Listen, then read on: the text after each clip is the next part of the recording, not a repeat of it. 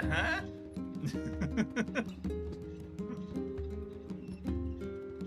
I am here. No, you're not. I am. No, you're not.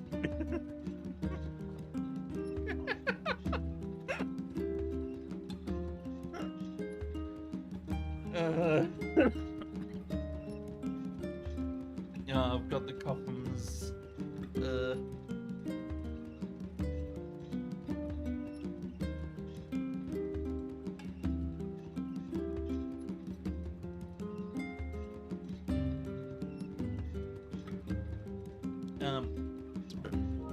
Okay. So apparently this has just been sitting here.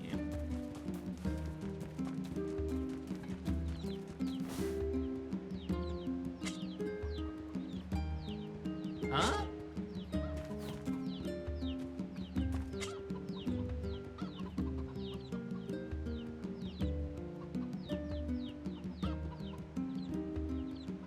I'm sorry, what?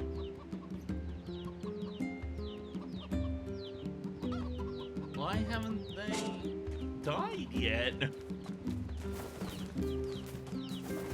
the heck was that? Do I have to leave and come back? Do I have to reboot the game?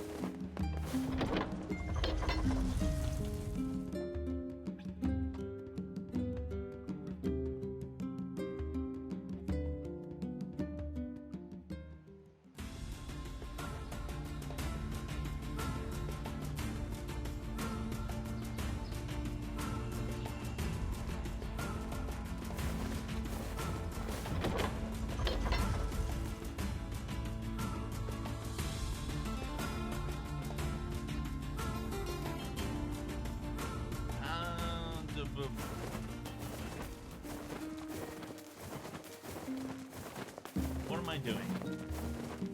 Oh, there they are. They've all died now. I got 2 sets of lavender.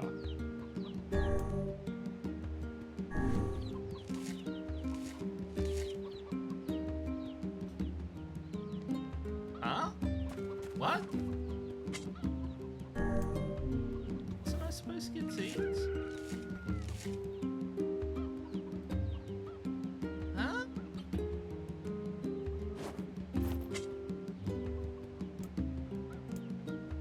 Huh? Eh? Eh? Eh?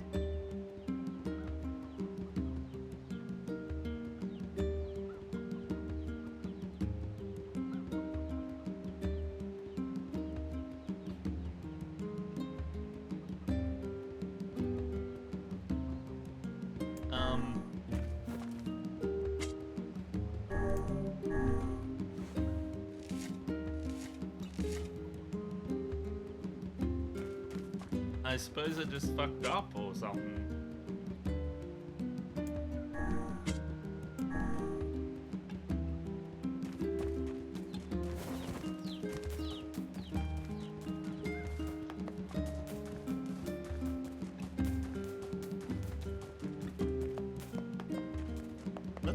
Let's try again.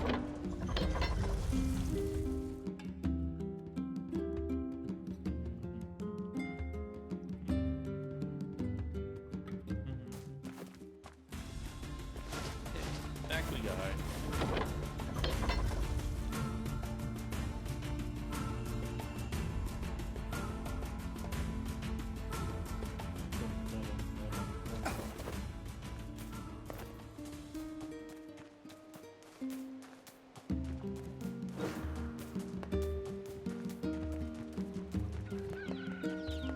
What about now?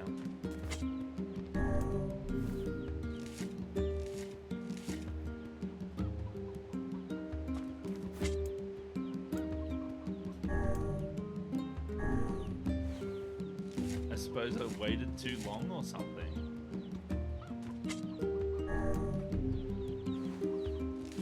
Well, I suppose I can always just try again. I'm a bit upset though.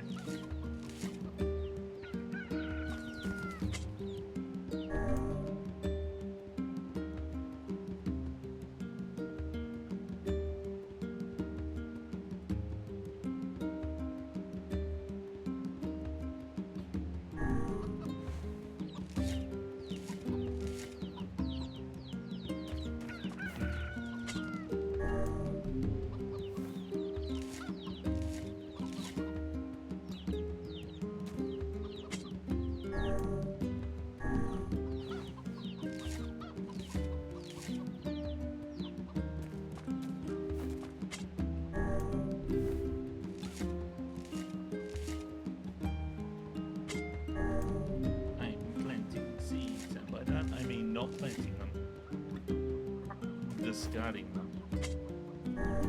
If I discard all of the seeds, and no one will remember my crimes.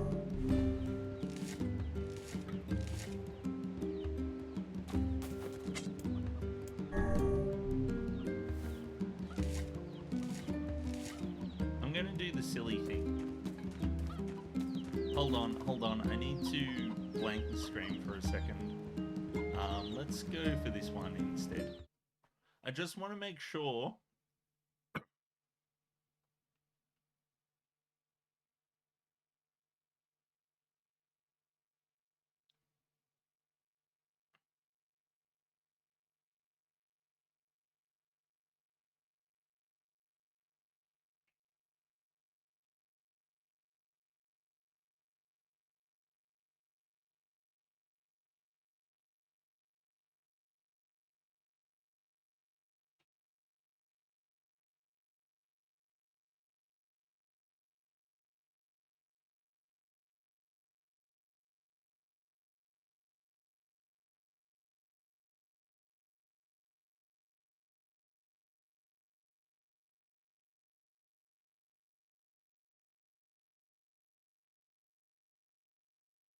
Yeah, no, I'm gonna have to blank the screen for this because it shows my like real name and shit when I go to do this, so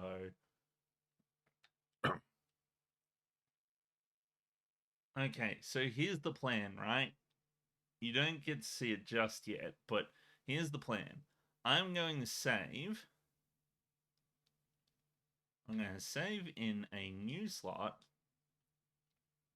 And then what I'm going to do is I am going to quit the game.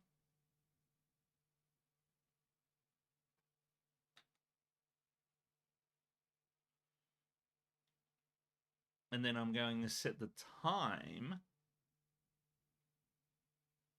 system time. I'll set the time zone to somewhere like fucking American Samoa.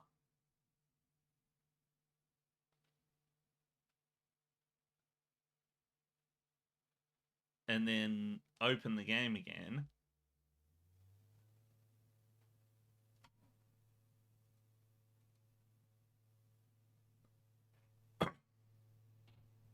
Now that I'm 11 hours behind,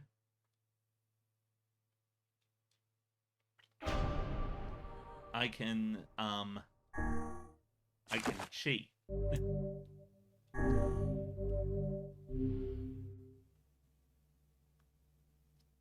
Well, actually, it's more like about 21 hours behind, I think.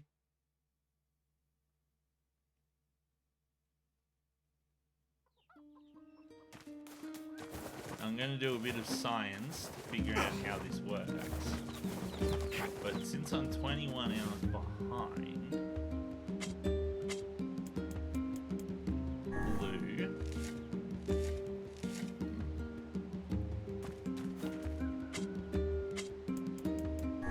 gold, blue,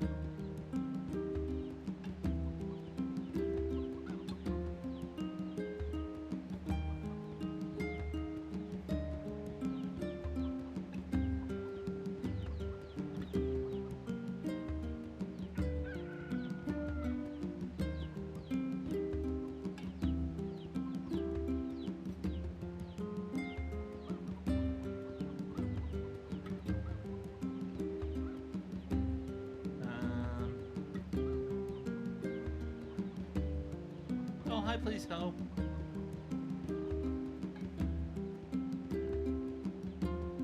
You've got CBT'd by Kaine.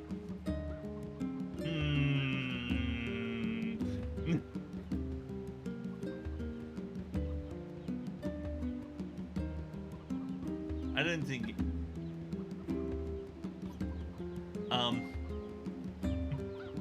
I don't think either version of that acronym works.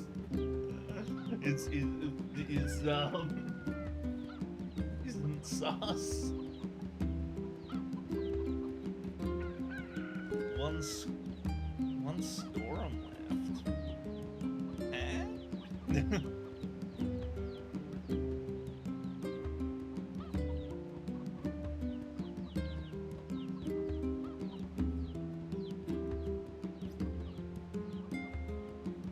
I am trying to find a picture of a bookstore that I used to have in my general vicinity, but it's not there anymore.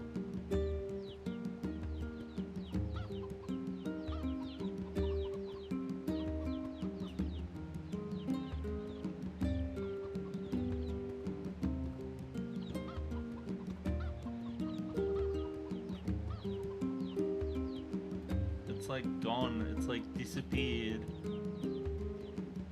No pictures.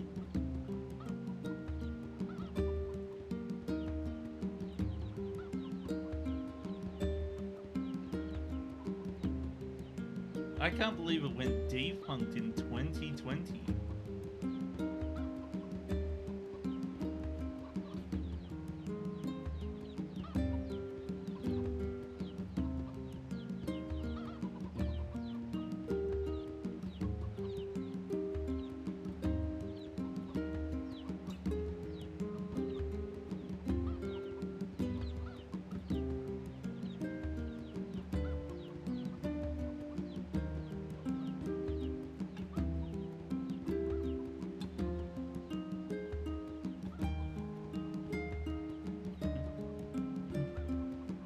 Oh, one scrotum. Gotcha.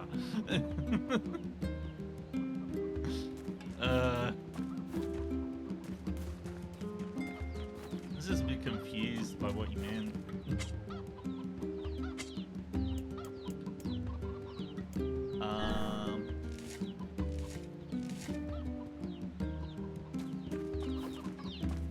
I'm just planting plants. I don't got much better to do than plant plants. I almost completely forgot what I was doing with the planting plants. I'm actually being a time traveler. I learned how to do the plants.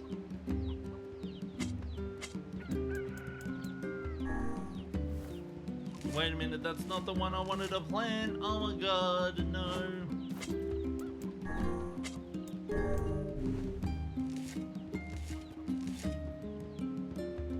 I wanted to plant a gold one. If there's one thing I wish wasn't so slow, it was this.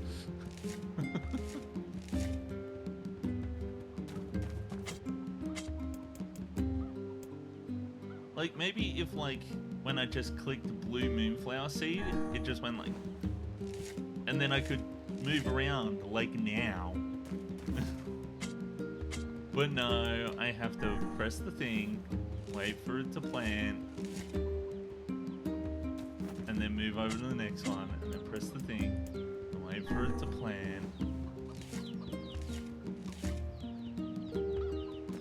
And then press the thing, and then wait for it to plant.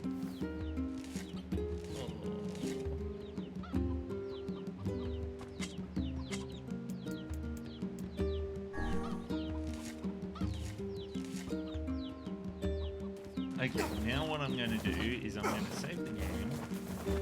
I'm going to swap the time back.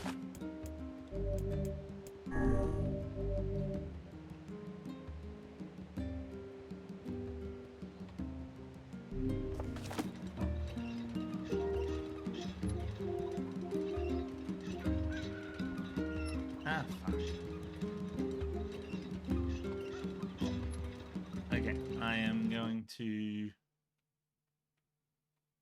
do this.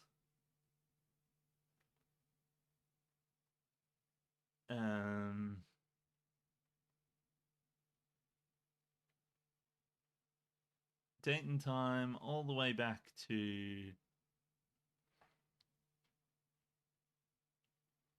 the independent state of Samoa.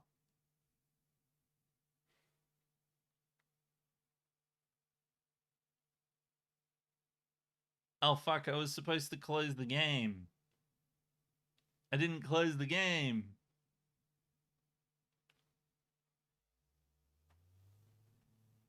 Hopefully that still works.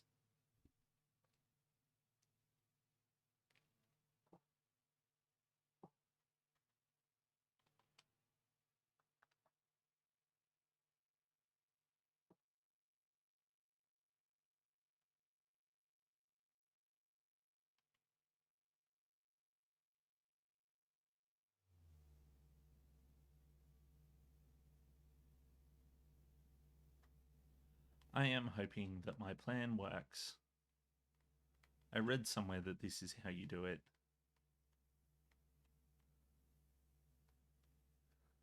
Okay. Oh, well, they've all alived now. Only got one of them, though. So now what I have to do... Oh, shit. I didn't swap the thing back. Well, it's too late now. You'll never get to see it. Now what I'm going to do is I'm going to close the game. And I'm going to change the time again.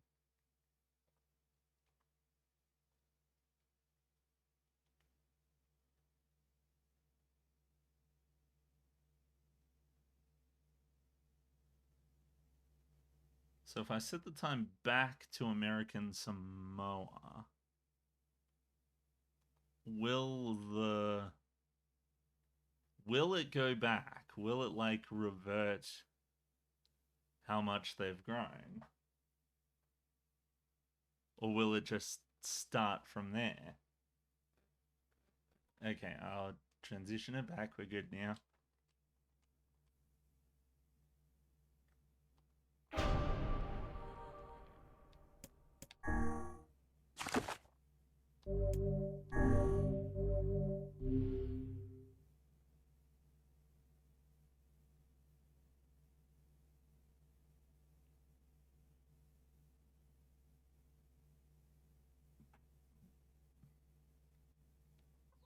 Because I doubt it'll revert it back.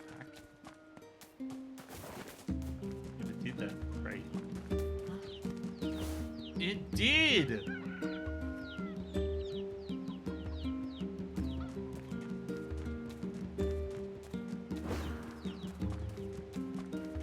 Oh my god, it reverted them back!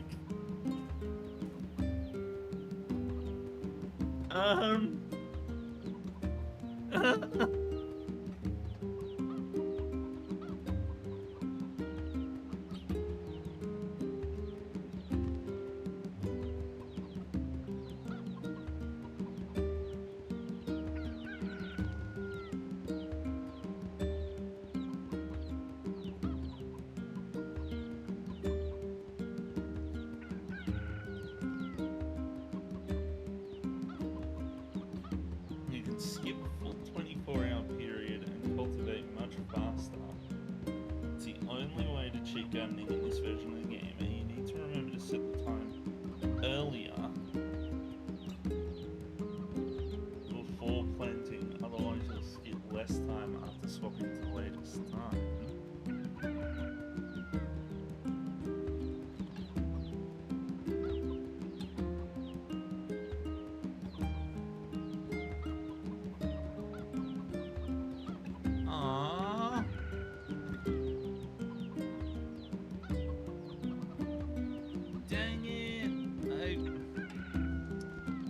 Gotta do it the normal way. Oh man. Okay, I'm gonna set my time back. They thought of this. It doesn't let you unless you do the dumbs. Um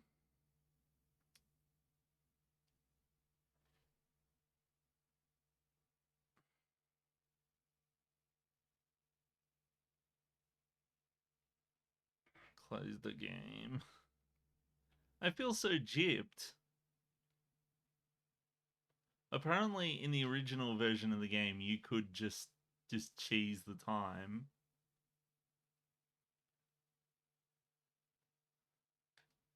But in this version it's like, no, fuck you. I'll set it back to my time because it's only a couple hours off from what that was anyway, so okay. So mean. Why they do this? They make me. They don't let me cheat. Nintendo lets me cheat. Cheating is fun. It's a single player game. Uh, I didn't check my audio levels before starting this. They're low. Oh my god, I'm so sorry. I'm sorry I've been quiet. I didn't mean to be quiet.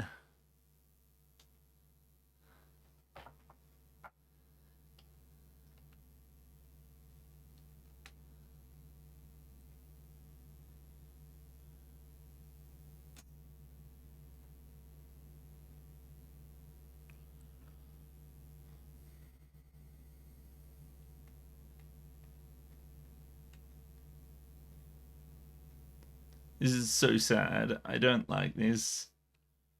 Look at all these plants. I made them, but I can't do it until it's tomorrow.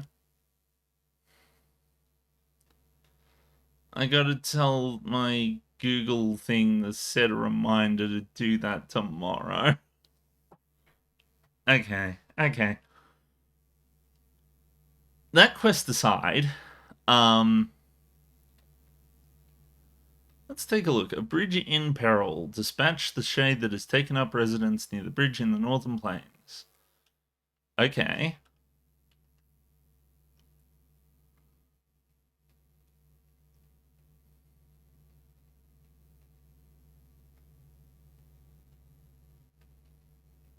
Well, let's try that. Give it a go.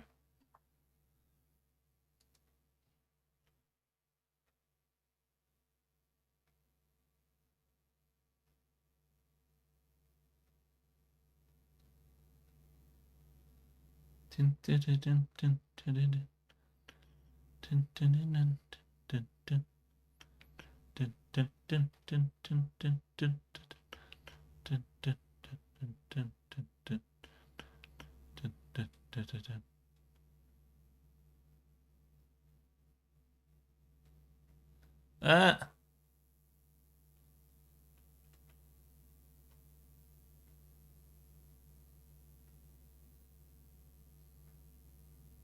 hey, stop that. I'm trying to ride my boar into town. Wait, near the bridge? Which bridge? Like this bridge?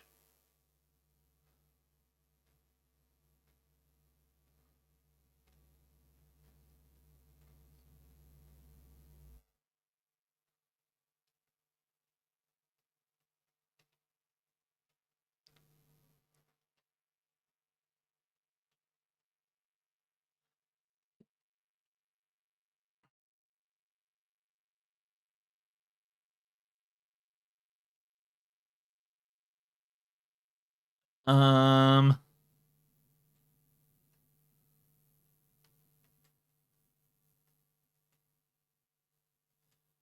okay, but where's the... Said that there was a monster near the bridge. Now that is like a normal bridge. And it says it only shows up sometimes. This is like a different bridge.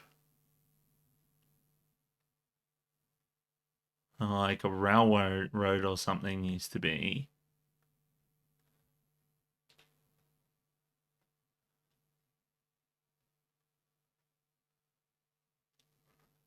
Oh, go away.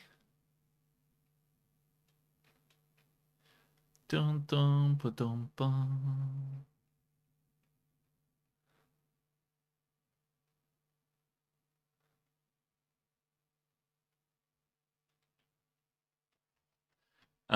Okay, well, since I don't know what's going on, what's the deal, let's take a look, see if we can... A bridge in peril.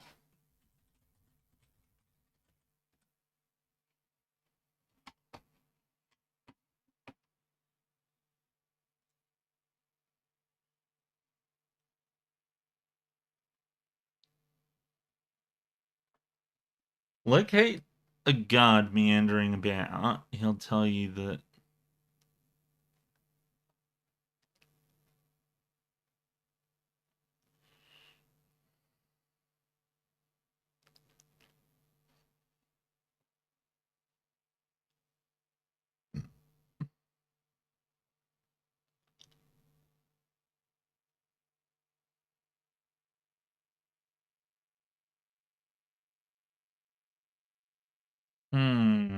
Okay.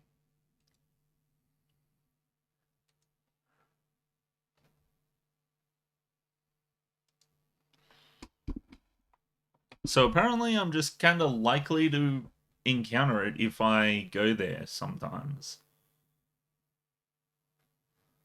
It's kind of like, um, if I enter the area, I've got a chance of it appearing or not appearing. Stop that! It's evil! Listen, you guys asked for this, okay?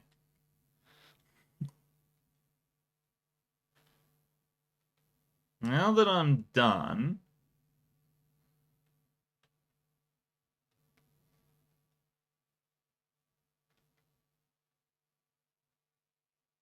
So evidently the monster isn't here this time.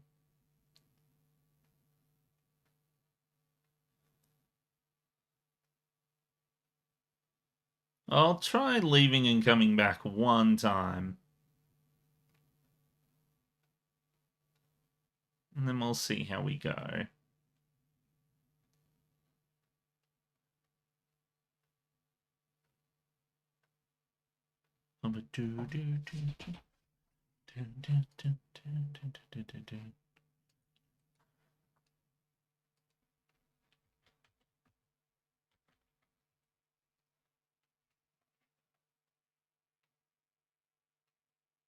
Okay, let's go. Let's come back.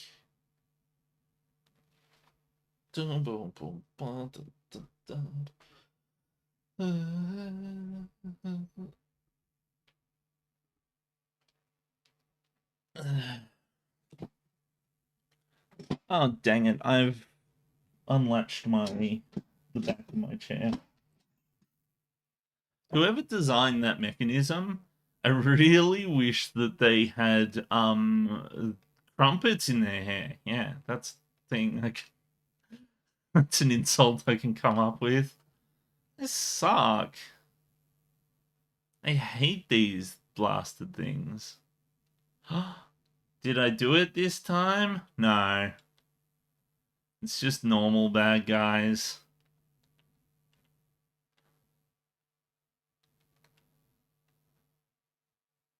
Okay, I'll try one more time. I'll go out the other exit this time.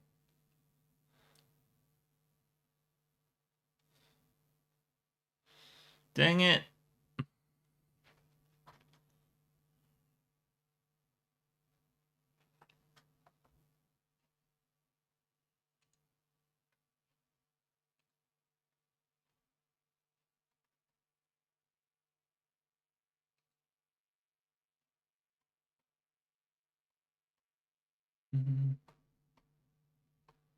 Why is it so evil sounding up here?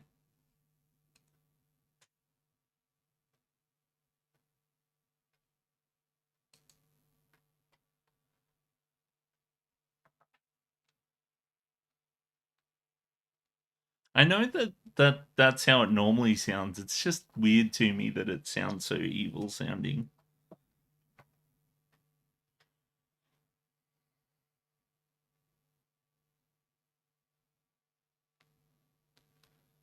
Over here. Okay, is the evil bad guy monster here this time? Nope, doesn't look like it. Ah, well. Well, I might do another quest then. I've encountered a lot of quests that I can't do. Let's go find some sandfish. Sandfish sounds like fun. Sandfish.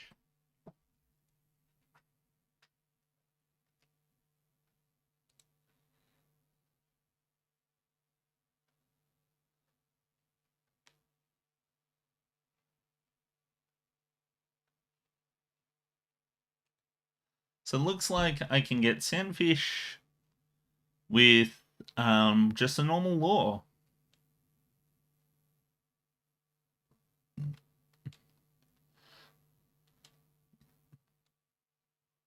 Hello.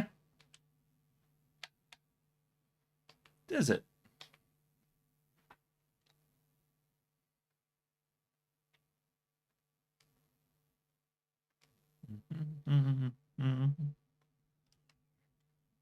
Okay.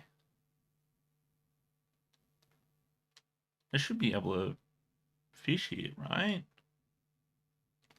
Wait, where am I?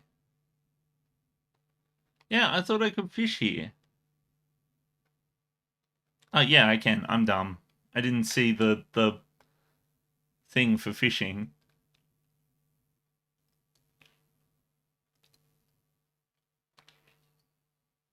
Huh?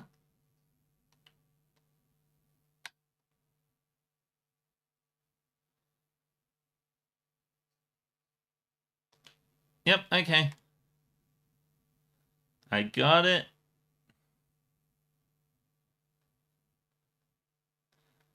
I'm doing fishing because it said, because that's what was on the list of things to do. Oh, well, this one's reasonably difficult. I do love that you can fish in the desert. I also love that I'm being watched by a generic NPC, a scantily clad lady, a skeleton child, and a book. uh, uh,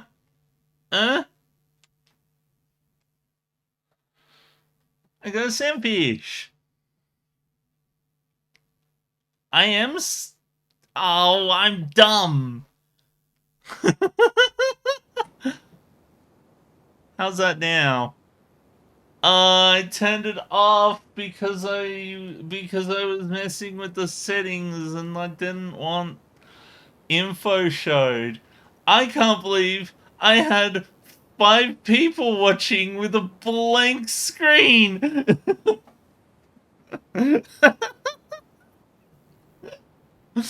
Oh my god. This is ridiculous.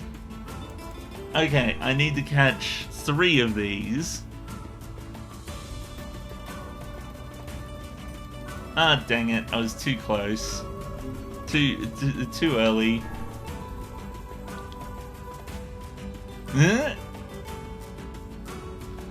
No, I was like I remember trying to remember not to leave it on the blank screen. It hasn't been there for very long.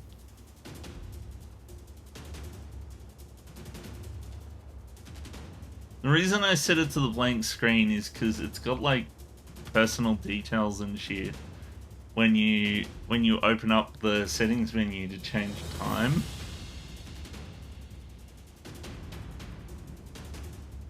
And I can't hide them aside from just like cancelling it or switching off the display. There we go, that's 2. Jeez, that's difficult. It's making my hands go numb. from all the rumbles. There we go. Whoa! Oh, I got a can! Dang it, I don't want a can, I want a sandfish. Sandfish is nice. Sandfish is a fish that is made out of sand. I don't think I was paying attention well enough. I am glad that it's just the lure for this one. I didn't have to go buying a bunch of shit. Oh, this feels like a sandfish. Almost said sandworm. Imagine that. Just catch a sandworm in the middle of the desert. This ain't June.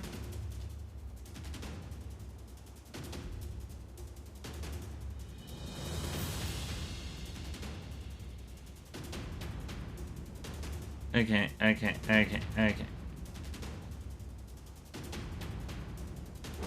There we go. I'm not trying to, I wasn't trying to do,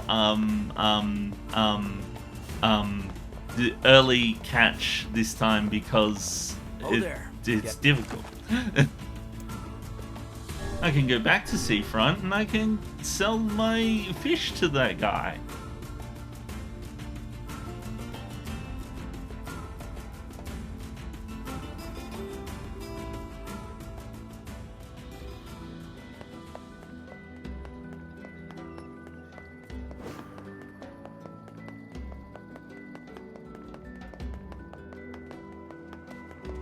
Listen, I know it was a roundabout way of getting here, but it's my way of doing things. Hello. Here's your fish. There you go, have some fish. Call my granny and call me Gladys. I reckon there ain't much left for me to teach you, whippersnapper. Catch you later, Chris. I hope you have a good day. Works for me. I can't take much more of your insane training anyway. You call that insane? Pah. You younger generations with your big swords and baggy pants and fancy talk. You ain't seen war. You got no idea what hard means. Oh, is he gonna go on a rant for like... Did you see that move he just did? That was no fishing move, but the maneuver of a master assassin. Oh, I am jeez. beginning to fear this man more than any shade.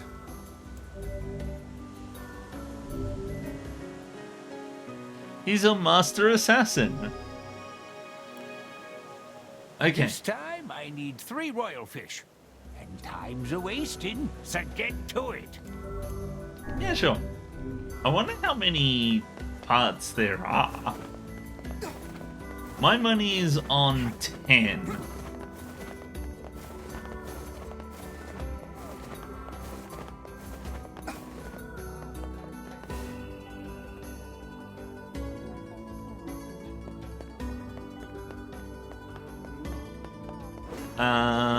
Where am I going?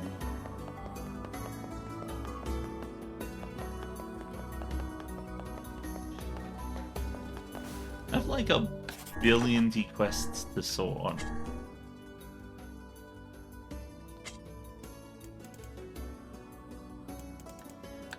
Life in the Sands, pink moonflower seeds.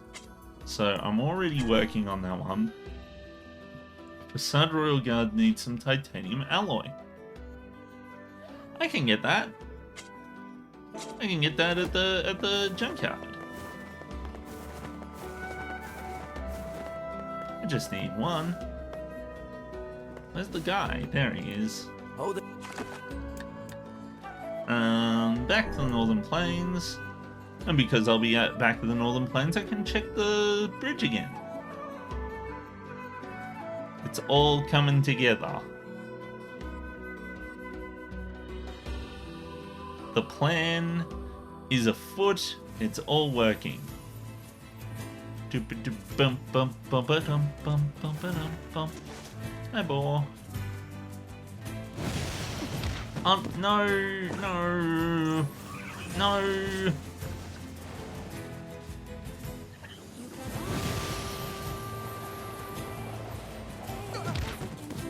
Ow!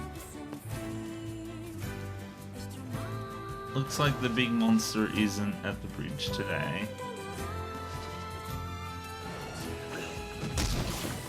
So, the guide reckoned that some people take like 2 to 3 hours to encounter this this enemy. I am not controlling the boar good today. I just want to cross the bridge. Okay, done. Wait, no, I don't want to cross the bridge anymore. I know that the monster's not there. Okay, damn it! I can't control the board tonight. It's not working at me.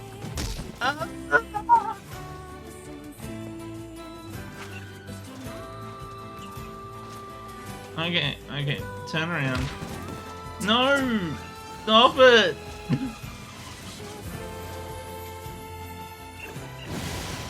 Haha! Haha!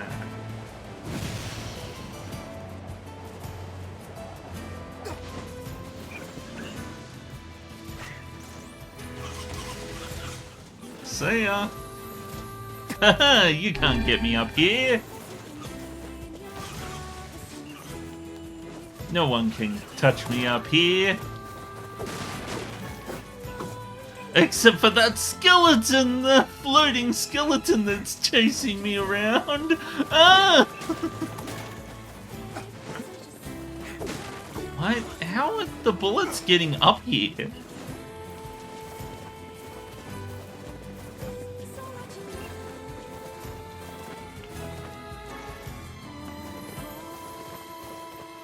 Okay, back to here.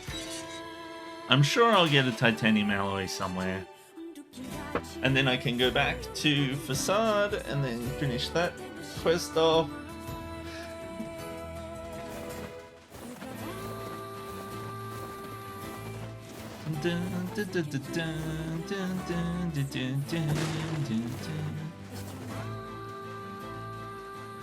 Well, I suppose I'm fully stocked.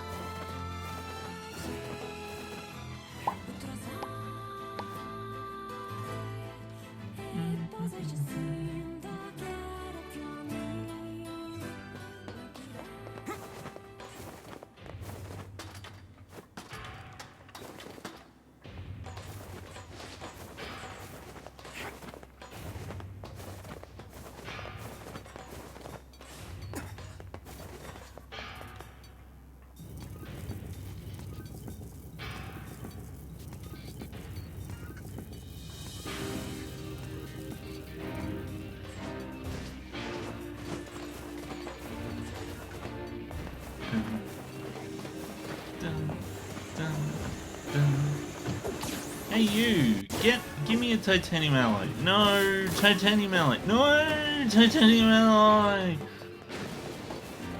This is mean. You can't do this.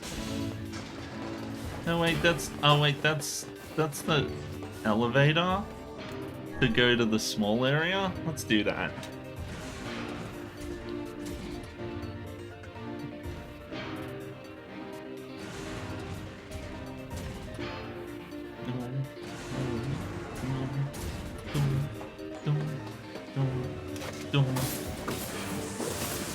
I don't even care about the ones with the yellow eyes this time. I just want the ones with the red eyes.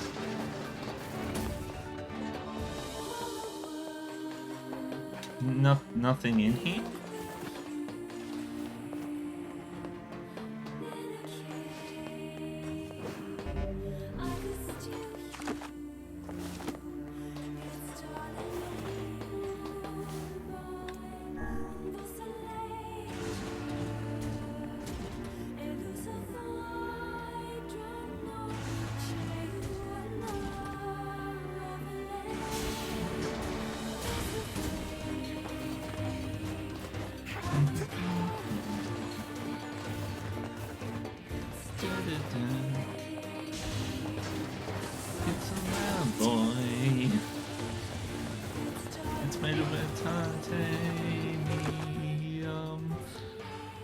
dang it, is that it didn't work. I'm not good at... I can't think of lyrics, okay?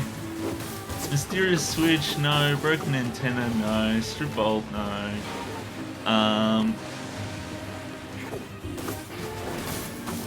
Strip bolt.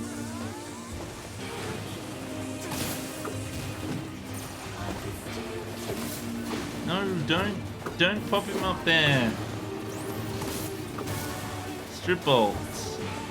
You. Mysterious switch. You. Oh, they're always strip bolts and broken motors and things that I don't need. I want the titanium alloy. And the game is not even.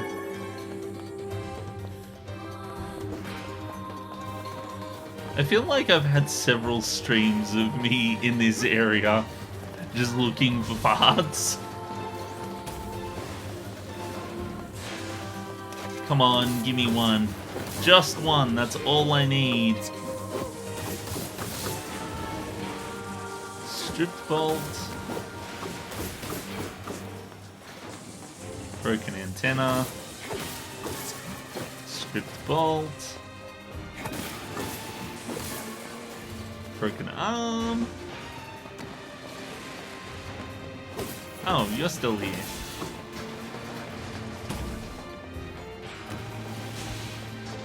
So if I go in here.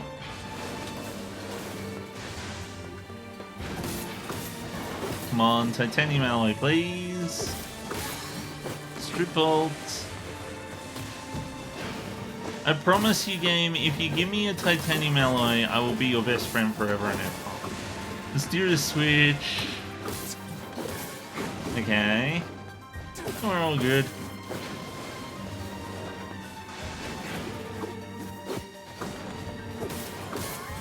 Strip bolt. Strip bolt.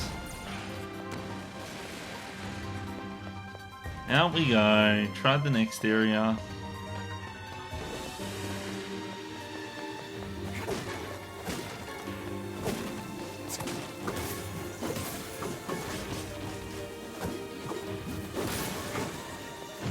Switch, pyrite shenanigans, strip bolt, broken antenna, dungeon metal board, mysterious switch, strip bolt,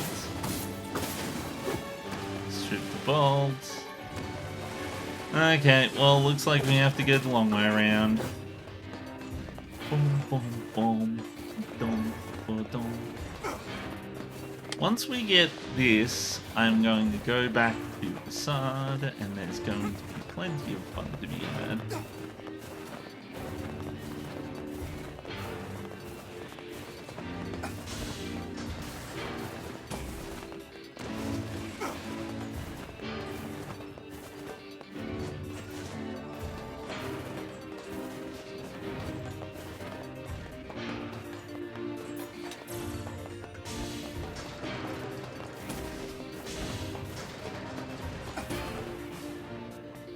Okay. No, not B1. Hi 13, how's it going? I just need one titanium alloy and then I can go and finish this quest. And the game is not letting me have it. Is this the way I need to go? No, it's not. Yeah. B2, that's where I was trying to go.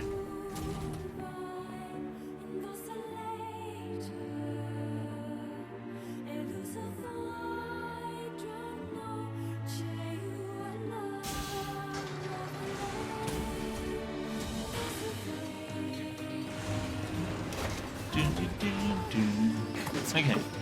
Wait, what's...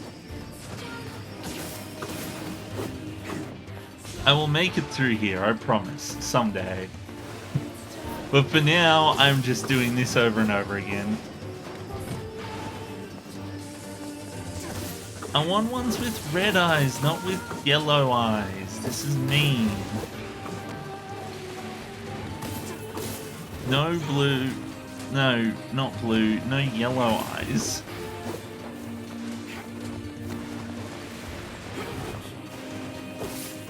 I want the people with the red eyes.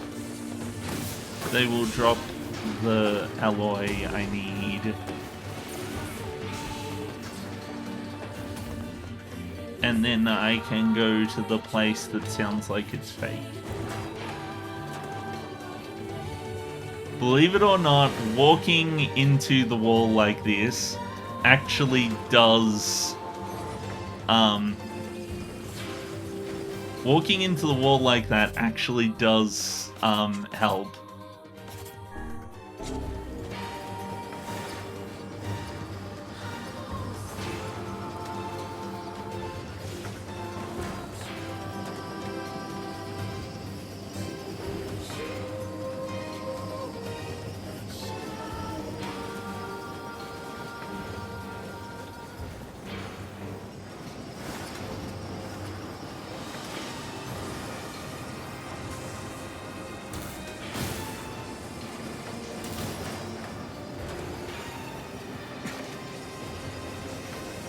I don't know why, but my shield is still working, so...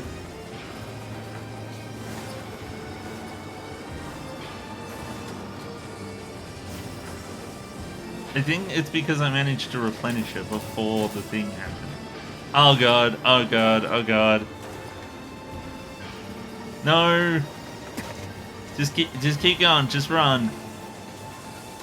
Oh my god, they're gonna chase me.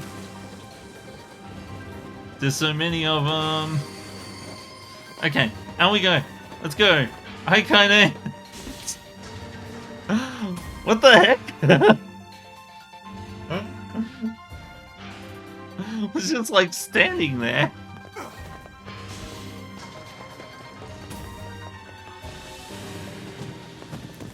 Ow, that was smart of me.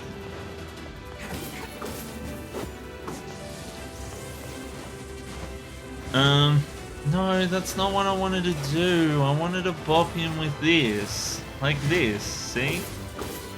And then bop the rest of him. And there's my titanium alloy! Yay!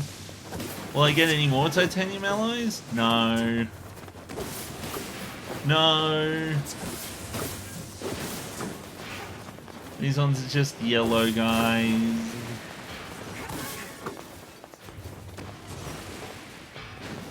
Okay, that's it. Let's go. Oh wait, no. Didn't give me a titanium alloy. Let's go. I forget which way I had to go.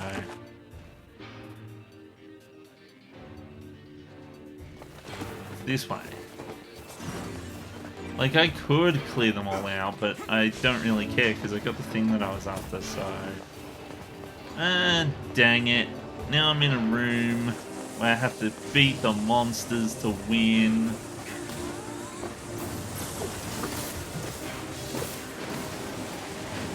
Imagine just defying the laws of physics like that.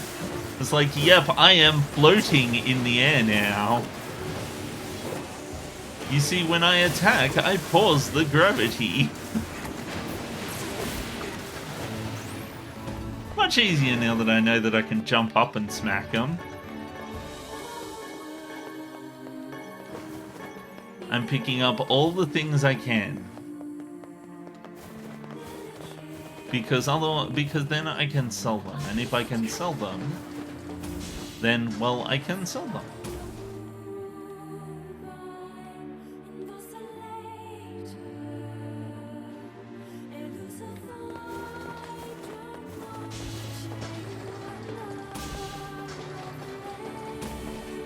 Up the stairs we go. Because I want a GTFO.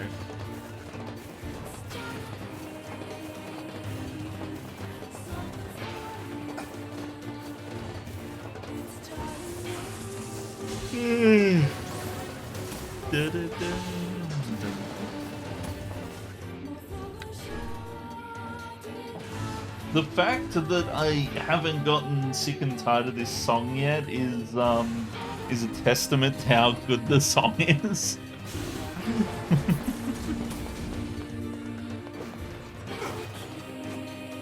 Down here. Over here.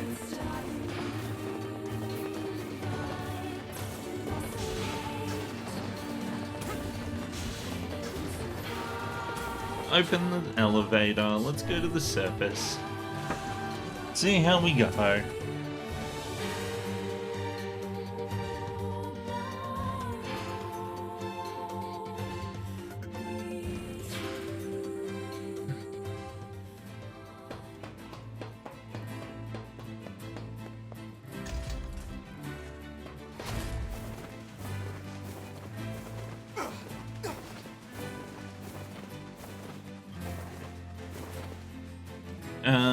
I might as well sell some things that I have too much of. No sense in you waiting. That would be. By the way, what can I help you with? Buy and sell items. Oh, actually, I'm gonna see if I can strengthen anything without getting rid of the stuff that I need. I don't remember what I need. Like...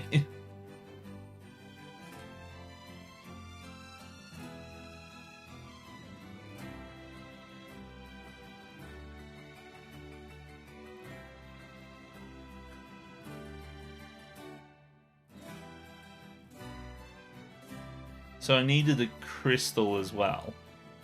So I need to make sure I don't sell my titanium alloy or my crystal.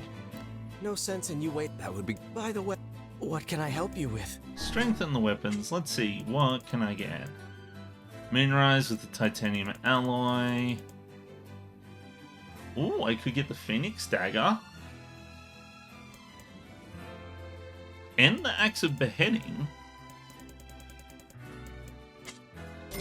Hells yeah, let's do that. Come back. No sense in you waiting around. That would be. By the. What can I help you with? Let's sell some things. So I know I've capped out something. Broken antenna. Let's do that. Same for the strip bolts. Anything I've capped out, I'm basically like, I might as well sell it. Like, there's no point in keeping that many of an item. Even though I might need them, like, I can just get so many more. Heck, I could even do that for the severed cable too. Like, look at that, like 76 of them.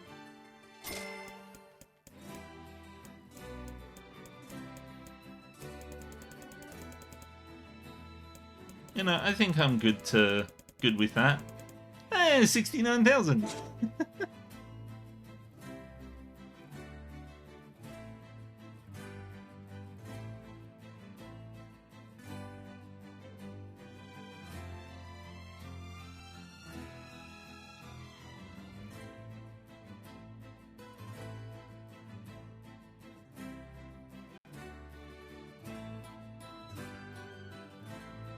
Okay. Come back.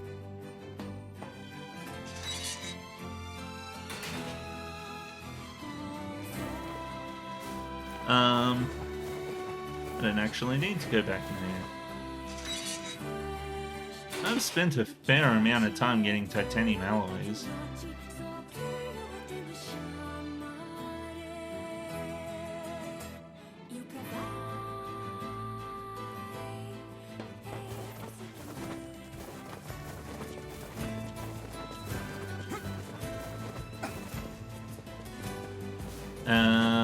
Let's go. I like how it's easier to get down than it is from there. Like, going up there replenishes my, my herbs. But going down is just fun. It's just like, yep, right off the bridge. Let's go for the desert.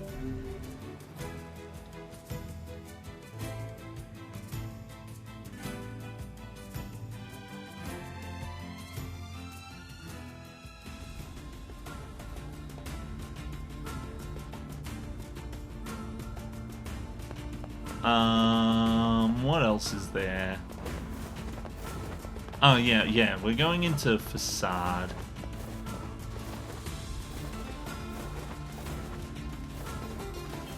What a facade.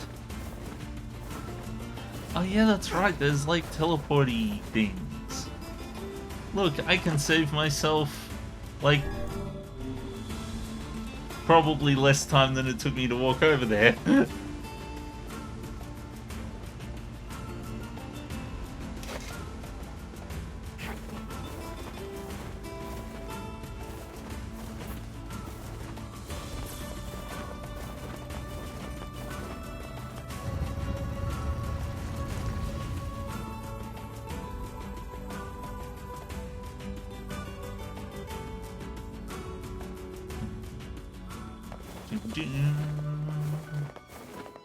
That's right, that's the pink flower lady. So I won't have the pink flowers for another few days. I'll try to see if I can keep up with the flower picking stuff and do it off stream, and then come back and be like, okay, I've got all the shit now. Because it's kind of boring.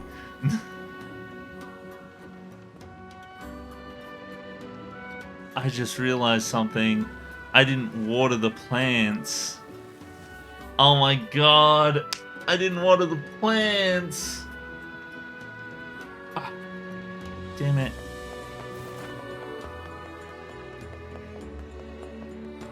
Hey you. I've got your things. Yeah, I've got your things. Now I can create the mask. Oh, thank you very much. What manner is this mask for? The king will wear this mask when he is pondering a new rule. That's a pretty specialized mask. He's going to be wearing it all the fucking time. Meanwhile, Emil can't stand still.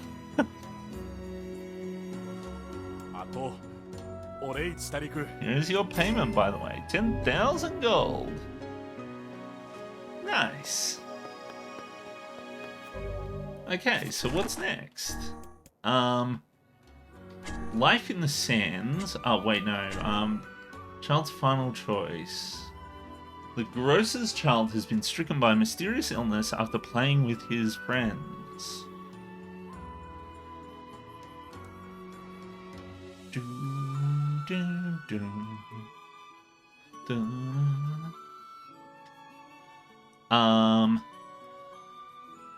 Yeah, so, let's go to the place. Yeah. Let's go to the forest, which is good because we'll go past and we'll see if we encounter the big monster.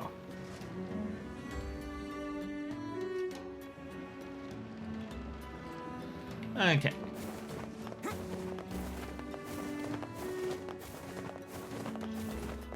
Hopefully we do.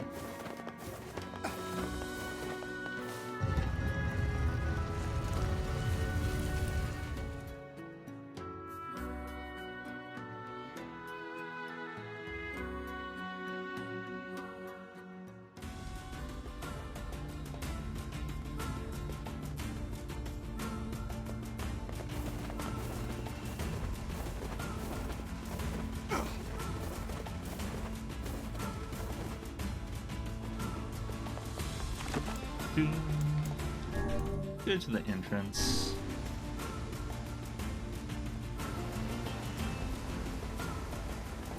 Wait a minute, the entrance was a bad idea. I just remembered I've got to use the boat. I wish there was like a sand thingy over here near where the boat is. Sand tunnely thing. I suppose it's not too far away from the entrance. Oh there, getting off. Northern Plains.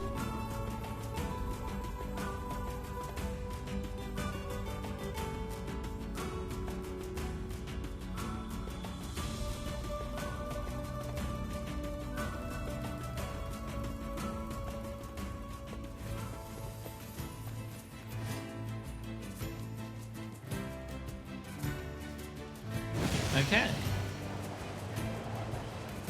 Over here. Big monster?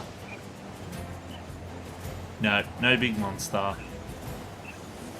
Okay, well, let's go over here. Wait, where was it? I forget. It's up there, isn't it?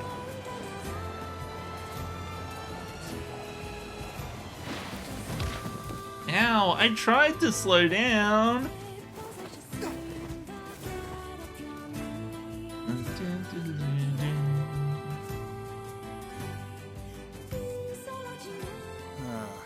The home of that blasted dream.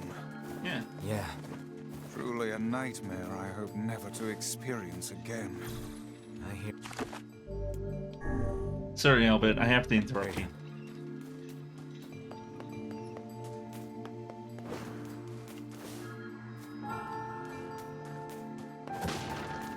Fox, antidotal weed.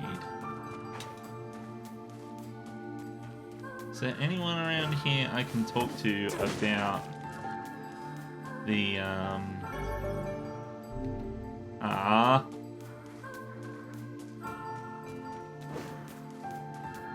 Everything seems normal here. We appear to have hit a dead end. Say, Have what we? is that on the ground?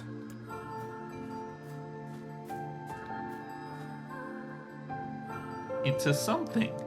Just some funny looking berries. Ah, poisonous ones, I'd wager.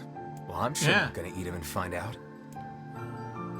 But the kid probably did.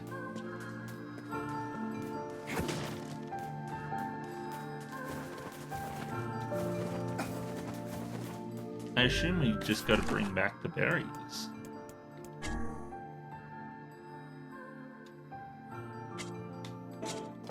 Maybe I'll ask around, see if people know if these are like poisonous or not. Forest curse? Oh, come now. You know there's no such thing. Oh, if that's what happened, I suppose curse might be an appropriate thing to call it.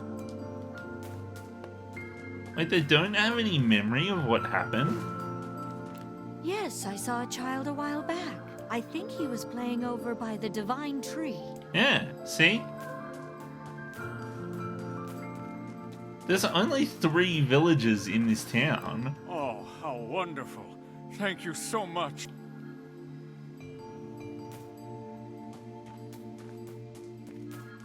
We've got... Yeah, there's only 3 people in the town so far.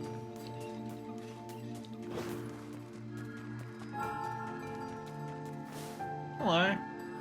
You guys solved the mystery yet? Yeah, we did. There was boysenberries. No, we got nothing. Too bad. Hey, what? What, these? We picked them up over by that huge tree. Give me. I'm starving. Oh, no, no, no, no, no. Are you mad? Those berries are clearly poisonous. Even one such as you can't hope to... Damn, these are delicious. Give me more. Well, in that case, I suppose I should try one.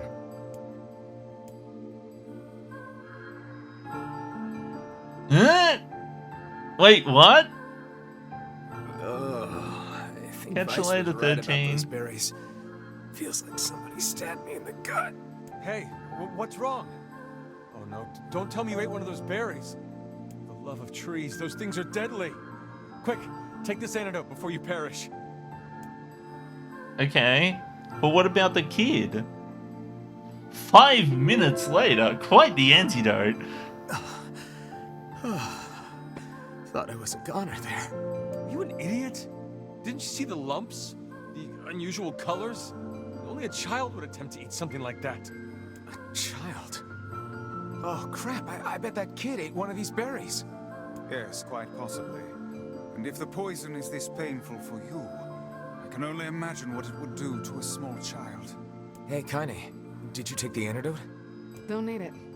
God, those berries were amazing. Kinda is just like, yep, no, I just ate the poison, they were The amazing. truly amazing thing is that your stomach is fouler than your taste in clothing. If you had genitals, I would so chop them off right now. Hmm? The old slice and dice.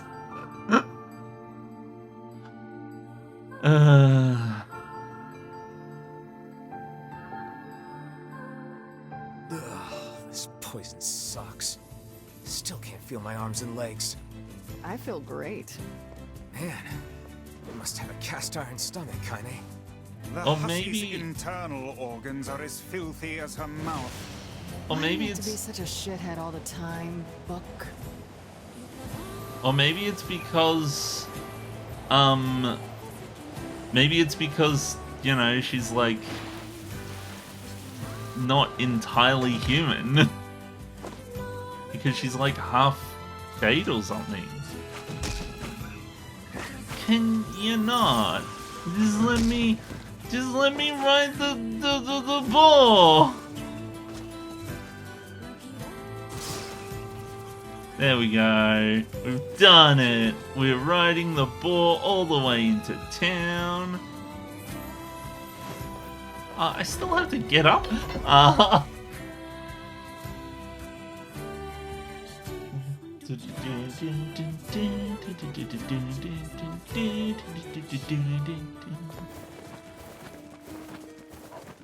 Oh, it was in the town here that the kid was ill, wasn't it?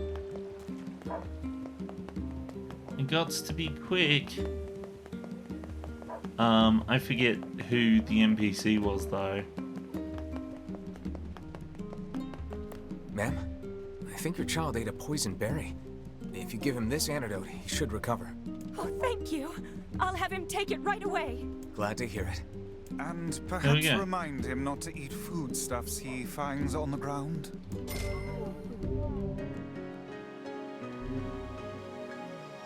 There we go. Nice and simple. I am so glad that that side quest wasn't a particularly sad one this time. Because this game has been very sad. You saved his life. From now on, I'm giving you a discount. Oh, a discount. I like discounts. Come again. I like to count this and that.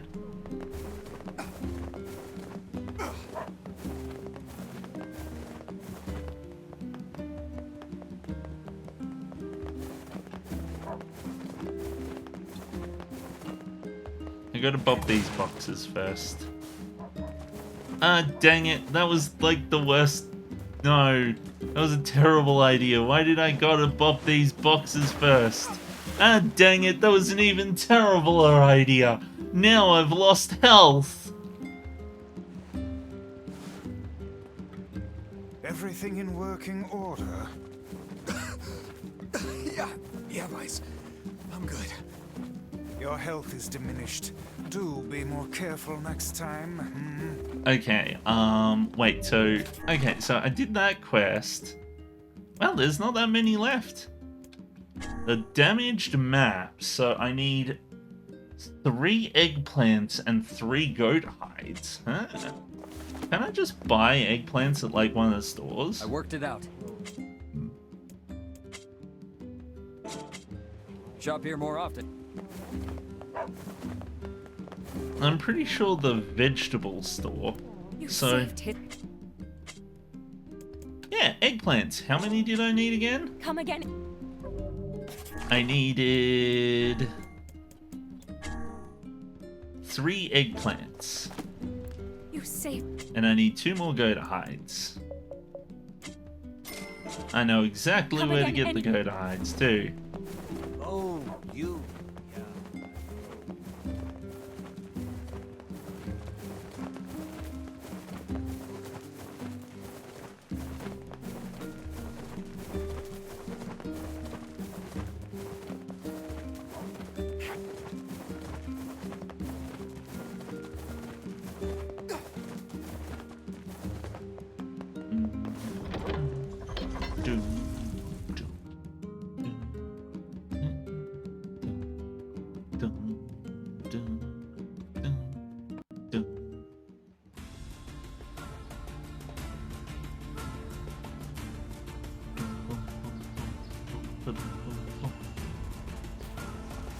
Okay, what's this? Tree branch?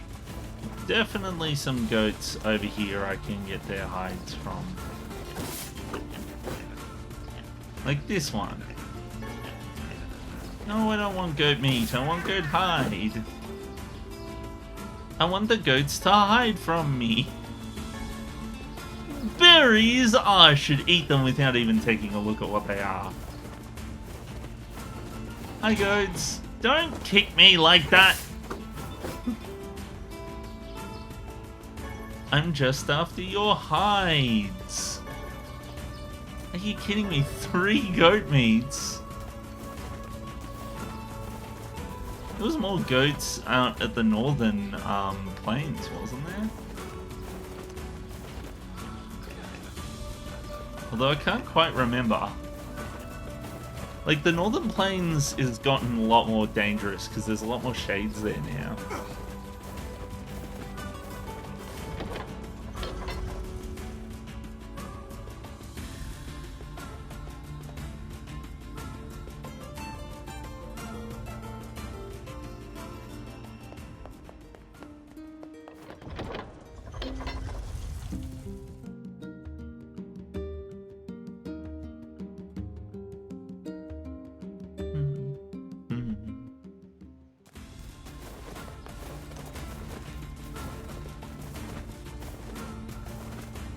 Okay. Well, I got that one.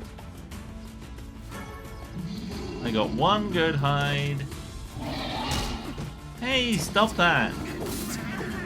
I just want the goat hides. You better not bot me. Okay. There we go. Now, who was the guy who had the map? I, like, completely forgot.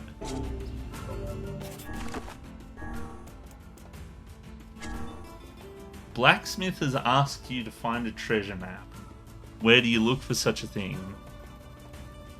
The blacksmith is in the village, isn't he?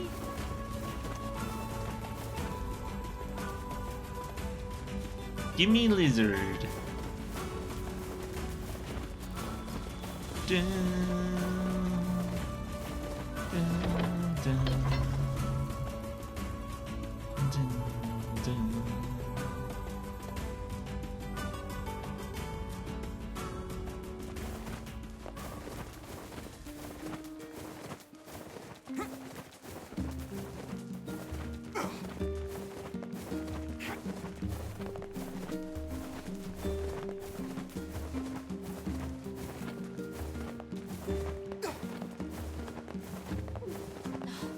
Why am I the only one?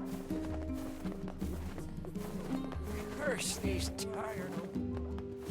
This is the blacksmith, right? Welcome. Blacksmiths always do well in Wait, so if that's not where I'm supposed to go, then where am I supposed to go?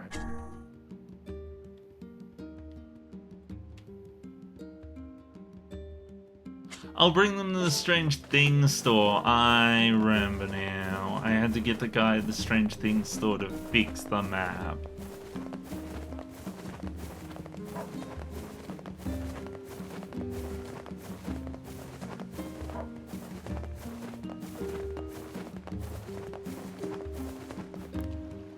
Oh there.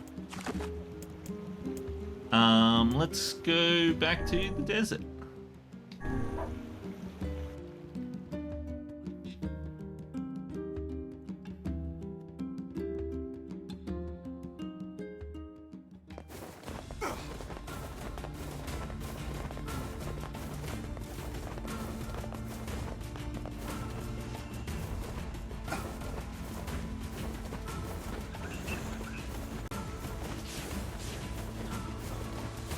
Okay, in here we go to facade. It was probably like it's such a minimal amount of time saving, to be honest.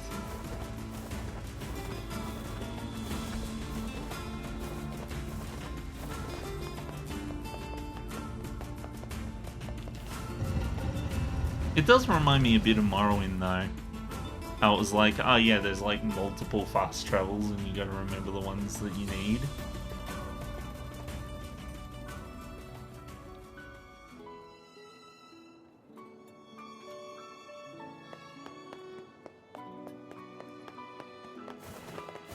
Okay, let's go to the Strange Things store.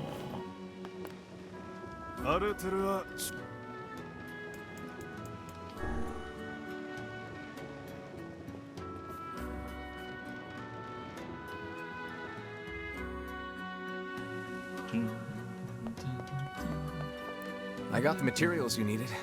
Not that I have any idea how they're supposed to be helpful. Sachi, Sariki-sa. One moment, please.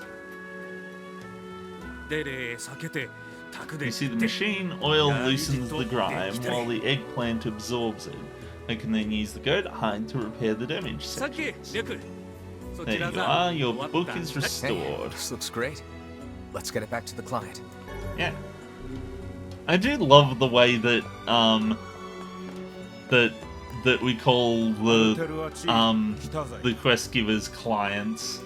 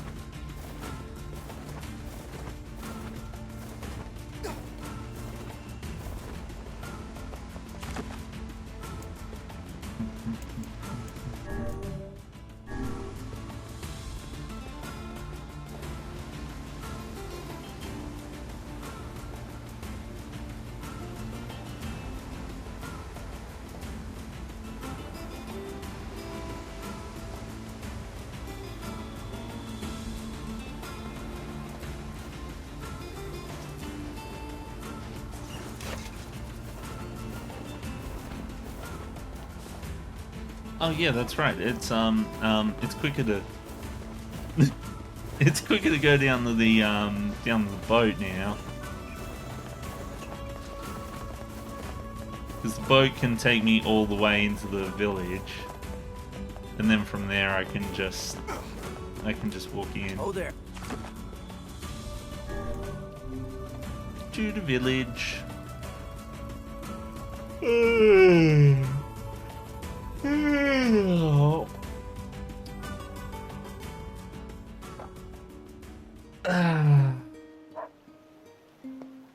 Okay.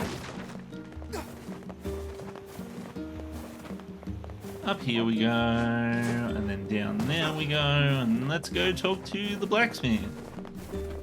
Hopefully the blacksmith is nice and gives me all my money. Wait, the Is blacksmith's your husband gone. around? I have something for him. Sorry, he's out shopping for weapons right now. Huh? Oh, all right. Well, can you give him this book? Fine. Huh? If I may, madam, what is it about our transaction that has you so dissatisfied? This is another map, isn't it? Well, as soon as he sees it, he's going to run off on some full treasure hunt again. One of these days, he's going to get himself killed. I understand. I know what it's like to worry about someone. I don't suppose... Look, is there any way you can find this treasure? Yeah, sure, we can help find the track treasure. it down and bring it to my husband. That would be enough to satisfy his curiosity. I think we can do that. But first, we gotta figure out where this map leads. That seems like Popola's area of expertise. Perhaps she has some advice for us. Yeah, let's go talk to her. Yeah, Surely okay. you are aware that meddling in the affairs of a married couple will accomplish nothing. Look, I took on a job and I'm gonna see it through. Your sense of duty is positively breathtaking. Hey, I know what it feels No, like to you're worry about family. breathtaking. If we can keep others out of danger by handling stuff like this, I'm all for it. It is a tremendous burden. And yet I cannot say I dislike that way of thinking. Up we go. Or not. I feel like you could completely, like, subvert the stairs. Like, avoid them just entirely.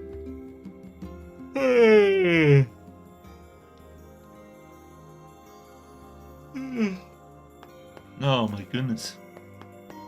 Apparently I'm tired.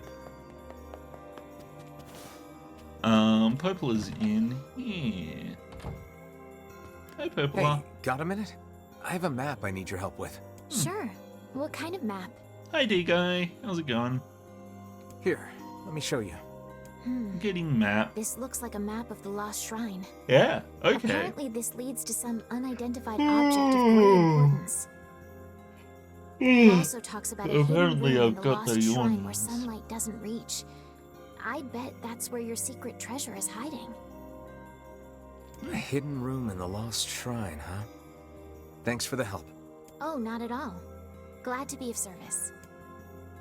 Okay, well, there we go. Let's go to the Lost Shrine and get ourselves some treasure. I am liking the way that they're reusing the handful of areas that they do have.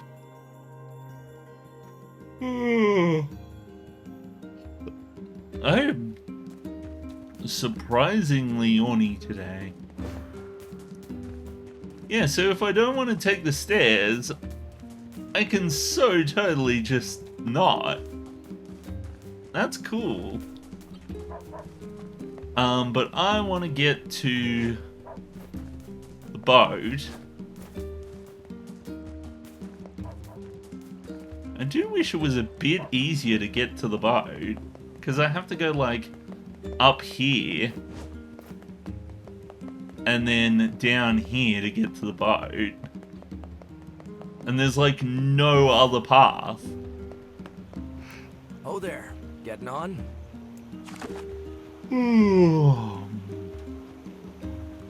Asset reuse is super efficient, and when done well, nice. Yeah, well, so the thing about it is, I need to go to the Lost Shrine, that's right. So the thing about it is, like, I don't have a problem with them reusing assets and stuff like that. I really like, You're not the only one who's tired, Chris. I'm tired too, apparently. See what I mean? I've got the yawnies. But the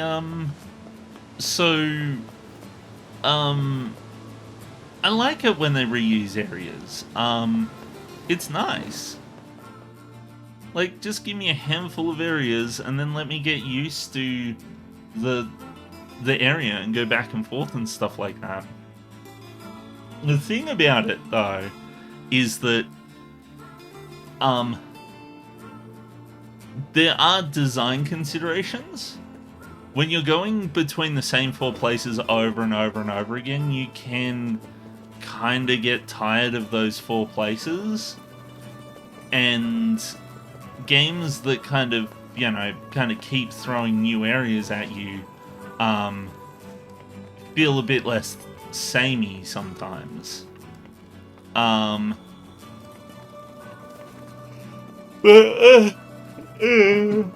don't know how I feel about it. I like it when the areas are well used, when things change up and you know, you can kind of see what's progressed and what's happened and all of that sort of things. Here I think it's a clever thing for them to do. I'm just gonna walk normally. I can't not.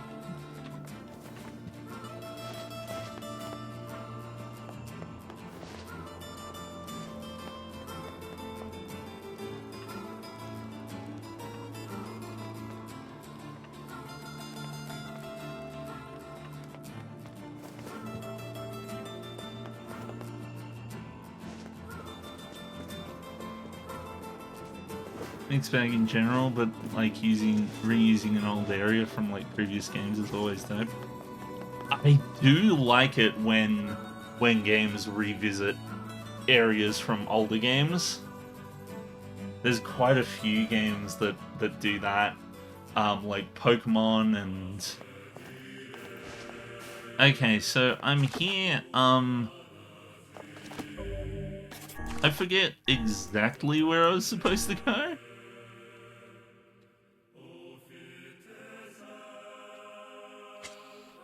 Hidden in a place where sunlight doesn't reach.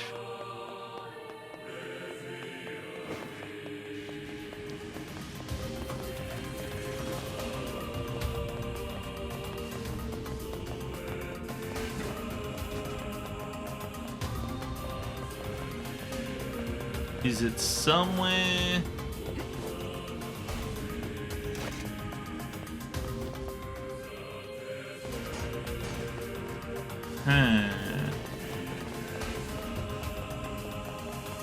Now you'll never play it, so I'm confident in saying Dead Space series does it really well. Oh, okay. Yeah, Dead Space is a difficult sell for me, especially since I already know about the scene with the eyeball thing. I just, no, I don't like that. Please, no. My eyes.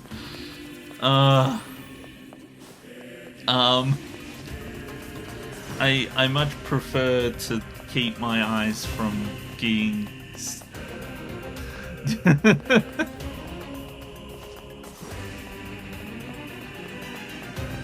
It, like, part of me wants to play it because it's like, it's kind of like a really beloved game, but also at the same time, I'm just kind of like, I don't know that I could handle it. I kind of would like to play more horror games, but it depends on which kind. I kind of like the idea of playing some of the more campy ones, like the earlier Resident Evil titles and stuff. Stuff that's a bit more, you know, a bit less visceral. I actually have a copy of Parasite Eve. Although it's a Japanese copy of it, so I probably won't end up playing it. I only bought it because it was cheap and I was in Japan. But I've heard a lot of people say it's a really good game.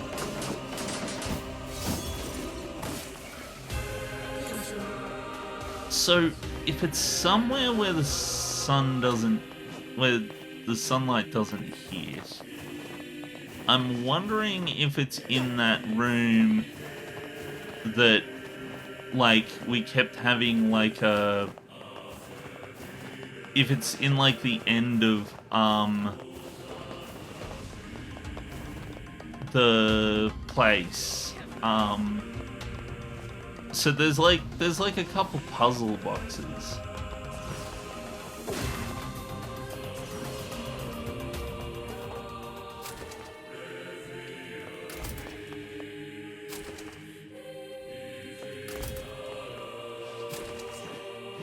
So, if I'm honest, I don't actually know much about the gameplay in Parasite Eve. My brain kind of puts it in the same basket as Vagrant's Story, which I remember like being really excited to get a copy of and play back when I was in my teens. But I never ended up playing it that much.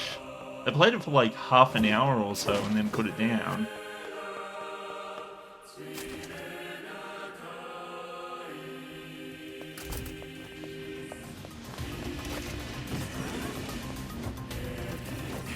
My money is on it being in this room that kept being like a dead end every time we visited it. But if it's not there, then I'm just gonna if it's not in here, then I'm gonna wait a minute. If it's not in here, then I'm just gonna look it up.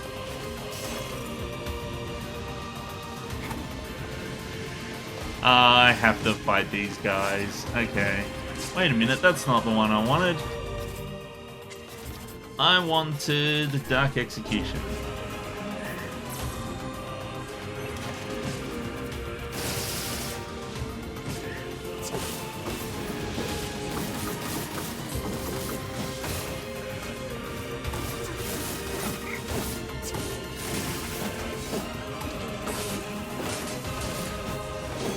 Let's try Dark Execution again.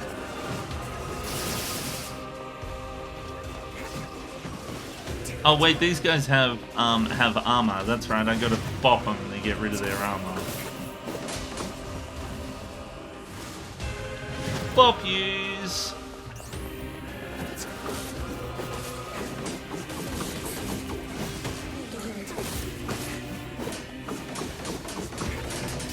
So Vagrant's story is weird in that it takes place in the same universe as Final Fantasy Tactics and Final Fantasy 12, which is weird. It's like a spin-off that takes place in the same universe. It would be like if Chrono Trigger took place in the same universe as FF7 or something. Like it takes place in a universe in a world known as Evilis, which is one of my least favorite settings for Final Fantasy games, and it pisses me off that there's so many games that are set in that world, because it's like Tactics and Tactics Advance and Final Fantasy 12 and Vagrant Story are all in the same story world. For the longest time I thought that 9 was as well, but it turns out that it's not. But part of what I loved about Final Fantasy was that there was a new world for every game. And when they started just being like, ah, yeah, this one's in this one, and this one's in this one, I was like, really? Sun's shining in here. Wait a minute. Wait a minute. Wait, I can't move them.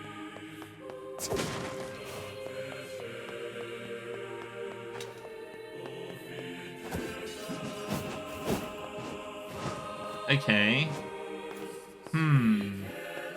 So it says that the treasure is hidden somewhere where the sun doesn't shine.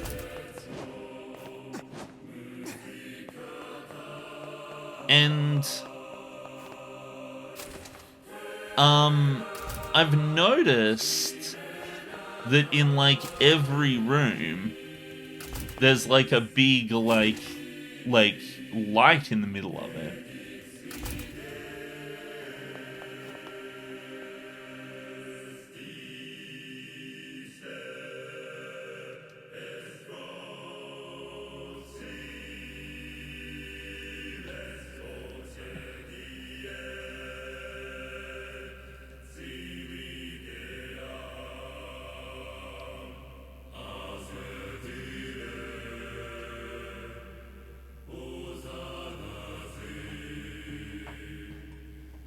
Okay, so long as I know it's in one of the dead ends like this, then I should be good.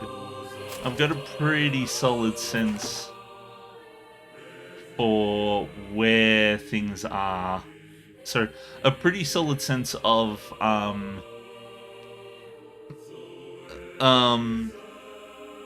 direction.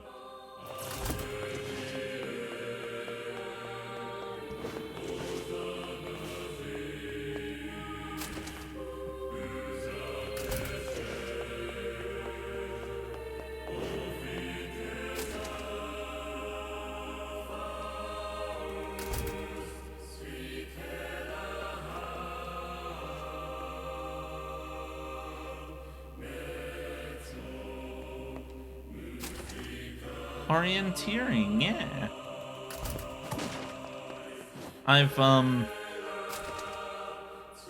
I'm much better at knowing where I am than characters like Zoro and Ryoga. I love that Ryoga got lost on the way to his own backyard and took 4 days to get there. And Rama waited in his backyard for 3 days and then cracked the shits and left. But Zoro also gets points for that time in during the Davy Back fight where there's like a fork in the road, but it's very clearly like 2 meters into a dead end with no walls or anything. You can very clearly see that one fork goes to a dead end immediately, and the other fork is where you have to go. And he went into the dead end and then just stood there and looked very confused. I do have a picture of it somewhere, but it'll take too long to find it.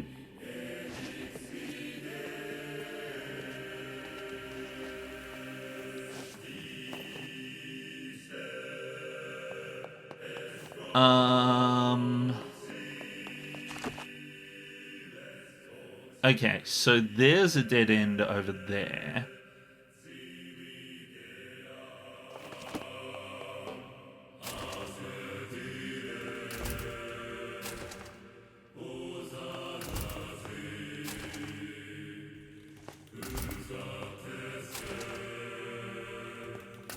Over here. I was actually kinda obtained a pile of junk. I found it! Not but a pile of junk. It seems this treasure map was a ruse. Unless, of course, that junk was what he was after. You know? Now what? His wife isn't gonna like this at all. Hmm? But I do like that that we've come back to this area, because I was genuinely expecting to, like, visit this place once and then never see it ever again once it, like, got locked off. Hi, Osen, I see you lurking there. You will not escape me noticing and then me saying hi. Hi.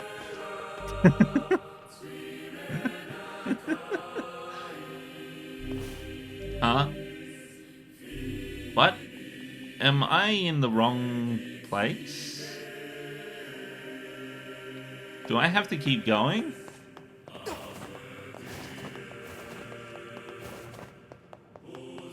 Hi, Bikuran. You will not escape me noticing you either. I wish I had an evil like laugh type kind of emote. So yeah, there are 2 entrances. I was very confused. So that's the front entrance. And this is the back entrance. But I've already, like, I think I came up from here. So, okay. Evil Rilo at work.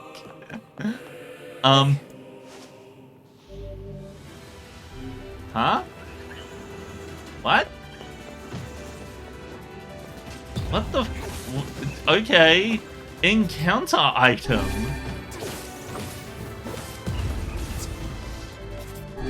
I have a plan. It's called don't attempt to dodge anything and then also attack. Wonderful plan, works brilliantly every time. Never failed me ever. I found the word ulal. I got a complex machine.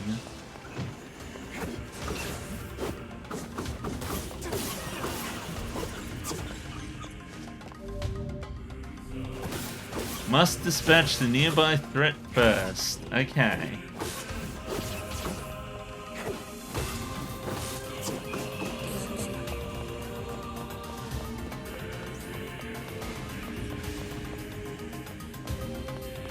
Go away. Get Bob. Come on. No, stop it. Stop appearing. Would be nice if you would stop stabbing the nothing and start stabbing the monster instead. Okay. That's the last of them. Now let's get a piece of that tree root. Huh? Tree? What? Why am I getting tree root? This should be enough root. Let's get it back to that guy. What? What? Huh? Is that for another quest? I hadn't even read this one yet.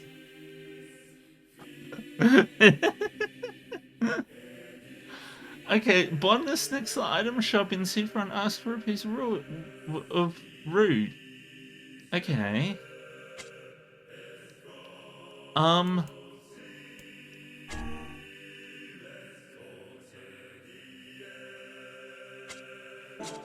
Okay, so...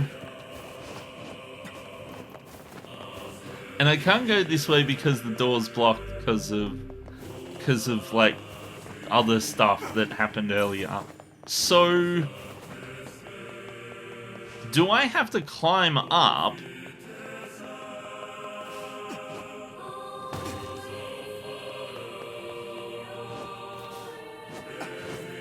No, I don't. Okay, I knew it. I knew that there was a different entrance. I was like, we came from somewhere. I didn't think we'd come from an elevator. So they were never this powerful before. It seems the Shades are continually expanding their forces. Looks like they'll just keep pushing us humans back, huh? No. I'll find a way to stop it. Albert is going to find the bestest way to he's gonna make all the world like have no shades. Have fun lurking, Osen. Meanwhile, I'm going to be here, not lurking, instead rolling.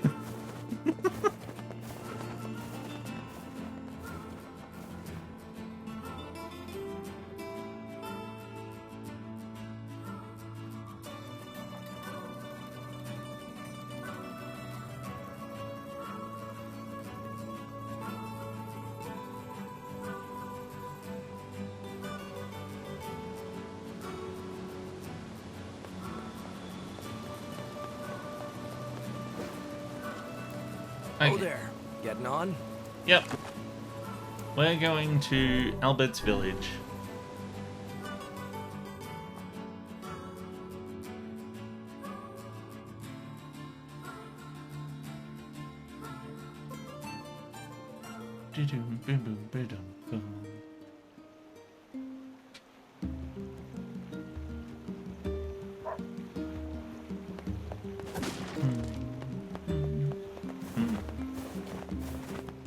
Okay, wait, it was next to the item shop.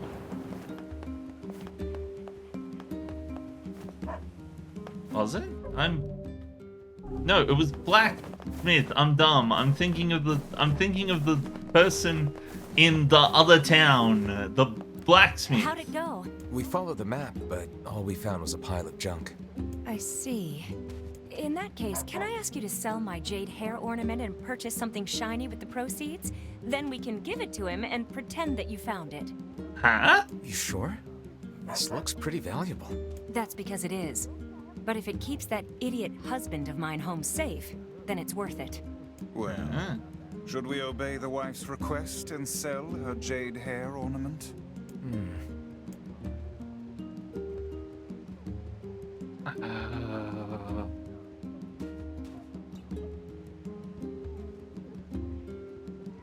I kind of want to tell them to keep it.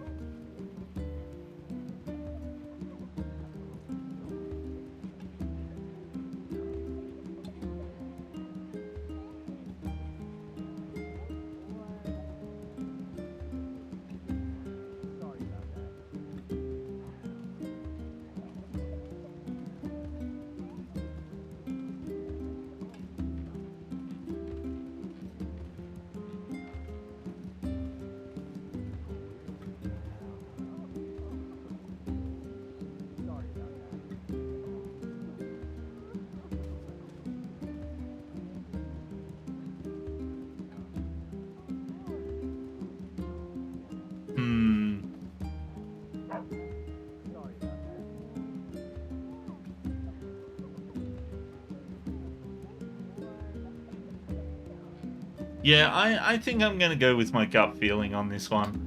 I think I'm gonna tell her to keep it. That ornament's important to you, isn't it? Let me talk to your husband about giving up on all this treasure business. You do that? All right, thank you. It sounds like there's something a bit more here. She really wants to help him, but that's not gonna help him. What's gonna help him is the truth. Was there gold, or silver, or jewel-encrusted scepters with magnificent diamonds on every end? It was rubbish. A large, worthless pile of trash. Jeez, Vice, be a bit more tactful. Trash, huh? Damn. Still, I'm not gonna give up. I'll find another map, and I'll... Perhaps you should stop being such a self-absorbed jackass and instead spare a single thought for the woman you married. Wow. That woman cares very much for your safety, and each time you trudge forth with dreams of avarice spinning round your insignificant mind, a small piece of her dies. Would you truly put her through such agony? Would you allow your greatest love to suffer so you can scratch at the earth for treasure like some headless barnyard hen? I think that's enough, Vice. Yeah, I think you went a bit overboard there. Your wife just wants you to be safe. Hell, she was willing to sell her hair ornament so you'd think I found something. That's how much she worries about you. Yeah. I didn't know. I honestly didn't know. Oh, honey, I've been such a fool. It's all right, dear. I'm just glad you understand. I've turned over a new leaf, friend. From now on, my life is devoted to my wife's happiness. Hey. Oh, but wait. There's one more thing. I mean, like, don't get me wrong. I would love to be able to just, like, bluntly dive in and be like, you fucked up, or something like that. Oh, thank you, Epic Fluffy, for the follow. I really like that. I'm just glad that somebody named Epic Fluffy followed me. Oh, thank you so much. It's my PNG. I drew it all by myself. Here, this is the first map I ever found. Ooh, a map. Take it. I won't be needing it anymore. Which map? Marked map. This map's even more cryptic than the last one. We're gonna have to get someone to figure it out. Yet I feel confident the rubbish it will lead us to is the same. More We've little time rubbish. to waste with such trifles. Probably, but treasure hunting is all about believing in what's possible, Vice. Such things are beyond even my comprehension. Think of it as a game, if that helps. Now let's go talk to Popola and see if she can help with the map. Yeah. Whoa, look at all these, like, pointy curses. There's so many of them right here. Wait a minute, I think that the two people... I think that everyone's in sync. Wait, no, I might be wrong. Are you two in sync? They definitely look like they're playing the same animation. They're not yeah, I don't think they're quite in sync. Same with these ones. Like, well, for one of them's got the cross arms and the other doesn't. Only our harvests weren't so poorly. Okay, let's go talk to Popola about this map. Because I want to know what the map's about. We're going to go the long way up the mountain. I'm going to start over here. And then I'm going to go over here. And then I'm going to completely ignore the steps.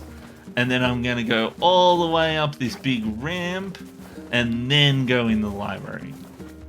Done. Success.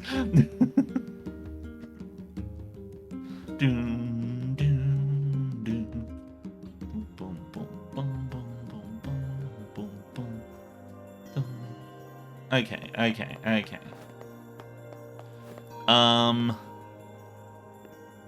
Oh yeah, Popola, that's right.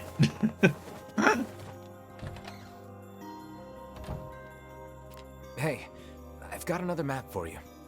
Yeah. Alright, let me take a look. Here. Well, the code on this is pretty tricky. But I think it's a map of the Northern Plains. Ooh. It mentions something about the place where the Iron Bridge starts. But that's all I can make out. Sorry I can't be more help. No, this is great, Popola. Thanks. Well, the place where the Iron Bridge starts.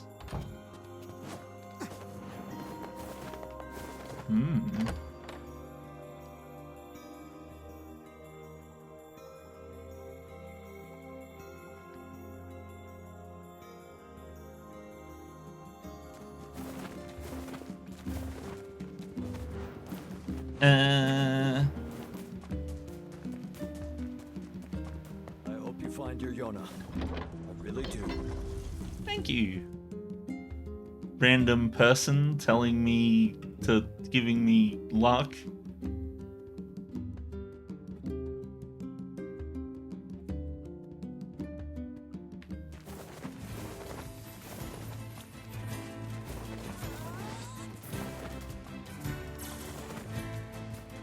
Okay, the place where the Iron Bridge starts. So either it'll be up where the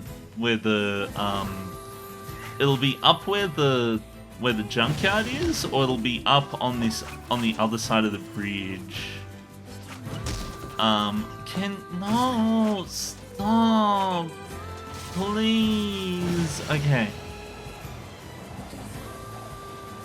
Okay, over here. Is it here?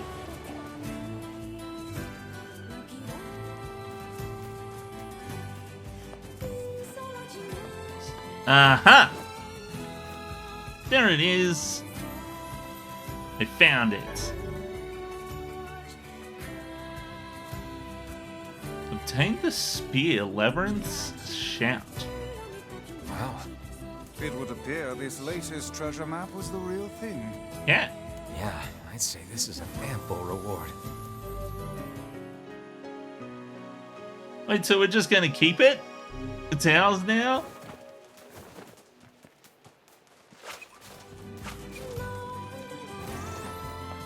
Oh my goodness. I feel a bit bad for just like discouraging him from ever finding treasure ever again, and then taking the one treasure map he had that actually led to a treasure.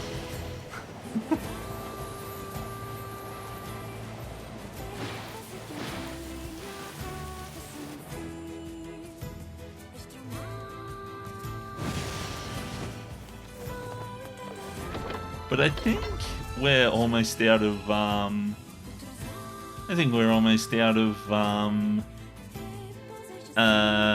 fucking quests now.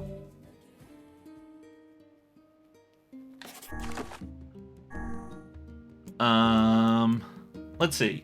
So the great tree. Okay, I need to bring the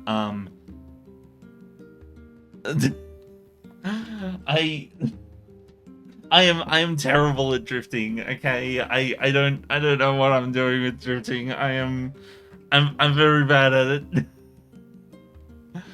I'm more likely to just smack into walls than anything else. But yeah, no, so let's go to Seafront and give the person that thing that I got, the tree root. And then once I've gotten them the tree root, I can I think that's all the quests I can really do for now. Because Life in the Sands requires me to wait like 48 hours or so. And A Bridge in Peril, like every time I go past the bridge, a monster isn't there, so... Also, quest completion, 69%. Nice.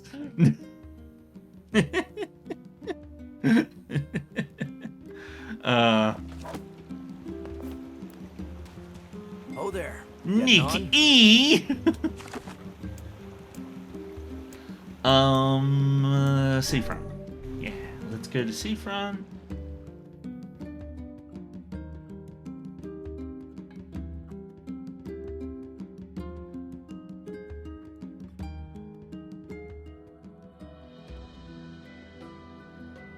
Okay,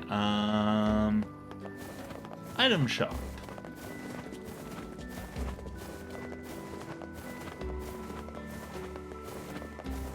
I think the only one left I can do is the fishing one.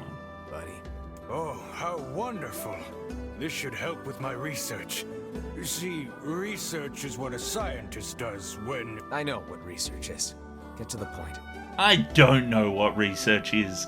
I don't even know what a reunion is. Well, see, fossil records show that at one point in the distant past, all plant life just up and disappeared from the surface of our planet. Oh, jeez. But of course, there are plants here now, which means they managed to come back. I'm trying to figure out how that happened. Interesting.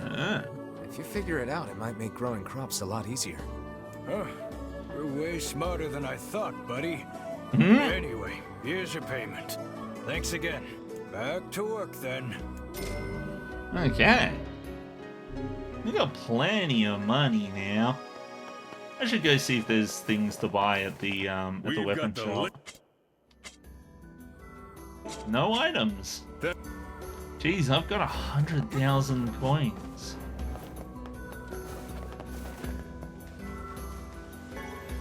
Driftwood. So the only quests left are the bridge one, the Fisherman's Gambit, and Life in the Sands. Now he said he wanted 3 royal fish. So where do we find the royal fish?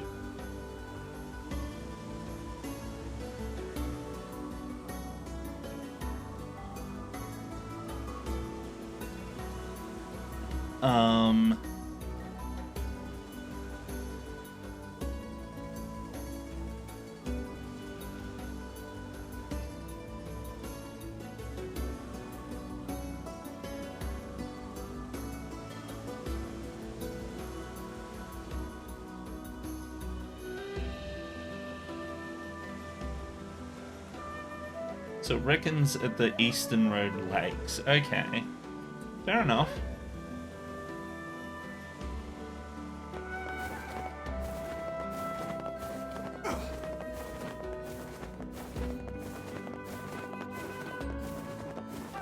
Bunch of townspeople disappeared.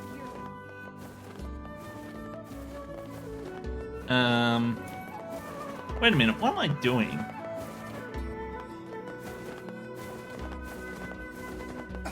It's so difficult to remember that there's fast travel now.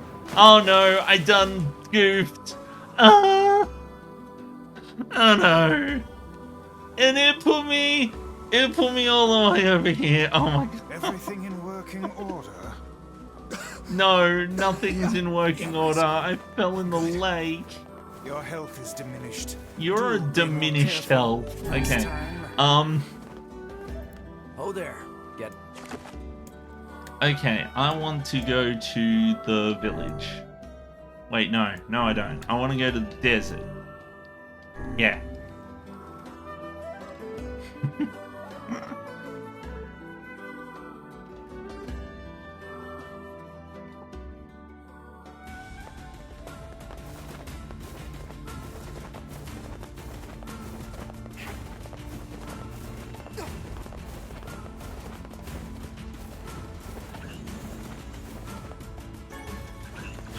Iron ore.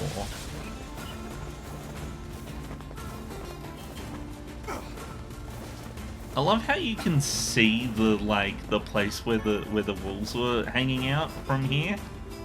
It's like, oh yeah, there's a big dust storm, but at least I can see the wolves hideout. I do wonder what things are different between this version and the original version of the game. Like, I like to see all the little bits and bobs, all the little differences in games. Like I learned that in the original version of Mother 1, in the English version they added like a whole ass ending sequence that just wasn't present in the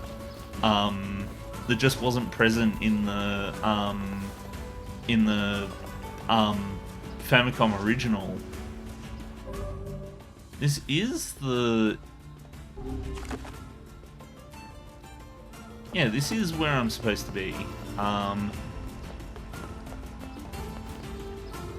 Now, I didn't look up what I actually have to use as bait.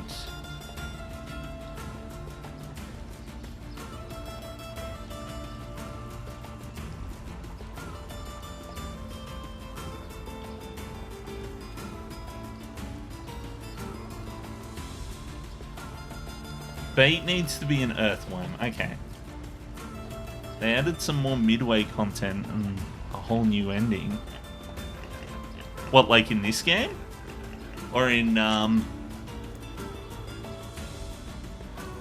what am I saying? I already know the ending of Mother 1.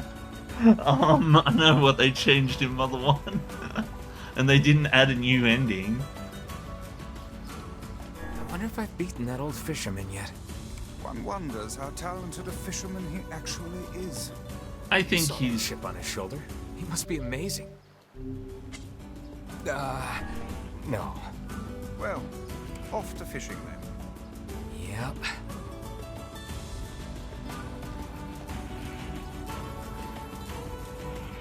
Do some more fishing. Oh my goodness. This one's not going to be easy.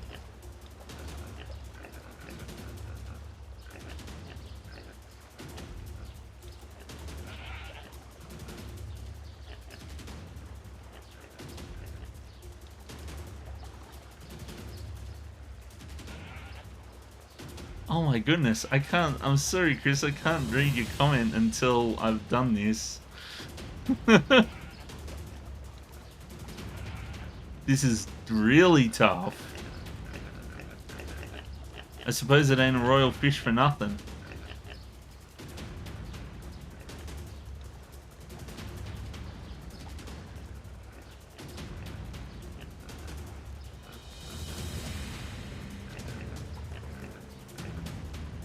Ah.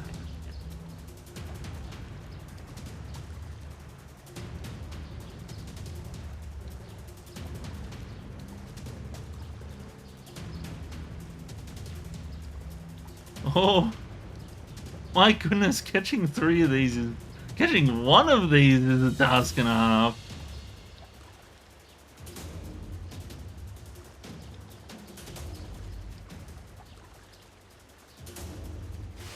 Okay, I did it. Oh my goodness, look at that thing. And it's gone. Okay, so the main difference is that in the original Nier, you played as Dad Nier instead of Brother Nier, something they did mostly for Western audiences. Yeah, no, I did hear that there was like an older character or something, for the, like, there was like the PS3 version and the Xbox 360 version, and one was like Nier Replicant and the other was Nier Gestalt or something like that, and like the English version was like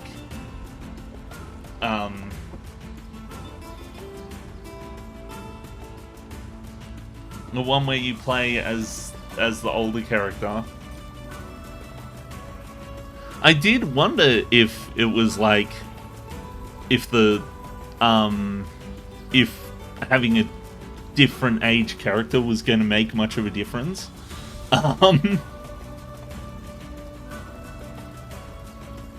But most new content in Replicant was taken from the Nier novels that didn't get to the first base game.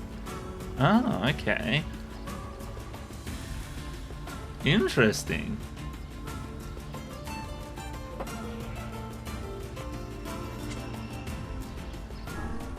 I do always like to learn about like different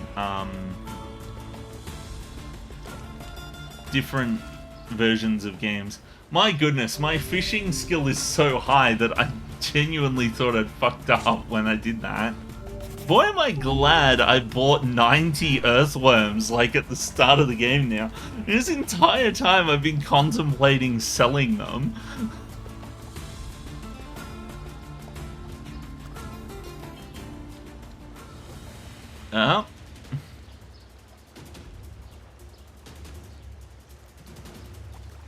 Emil and Kaina are just sitting here being like, what the fuck are we doing?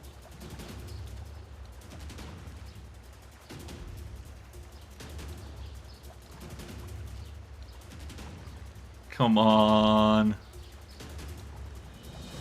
It goes down so slowly.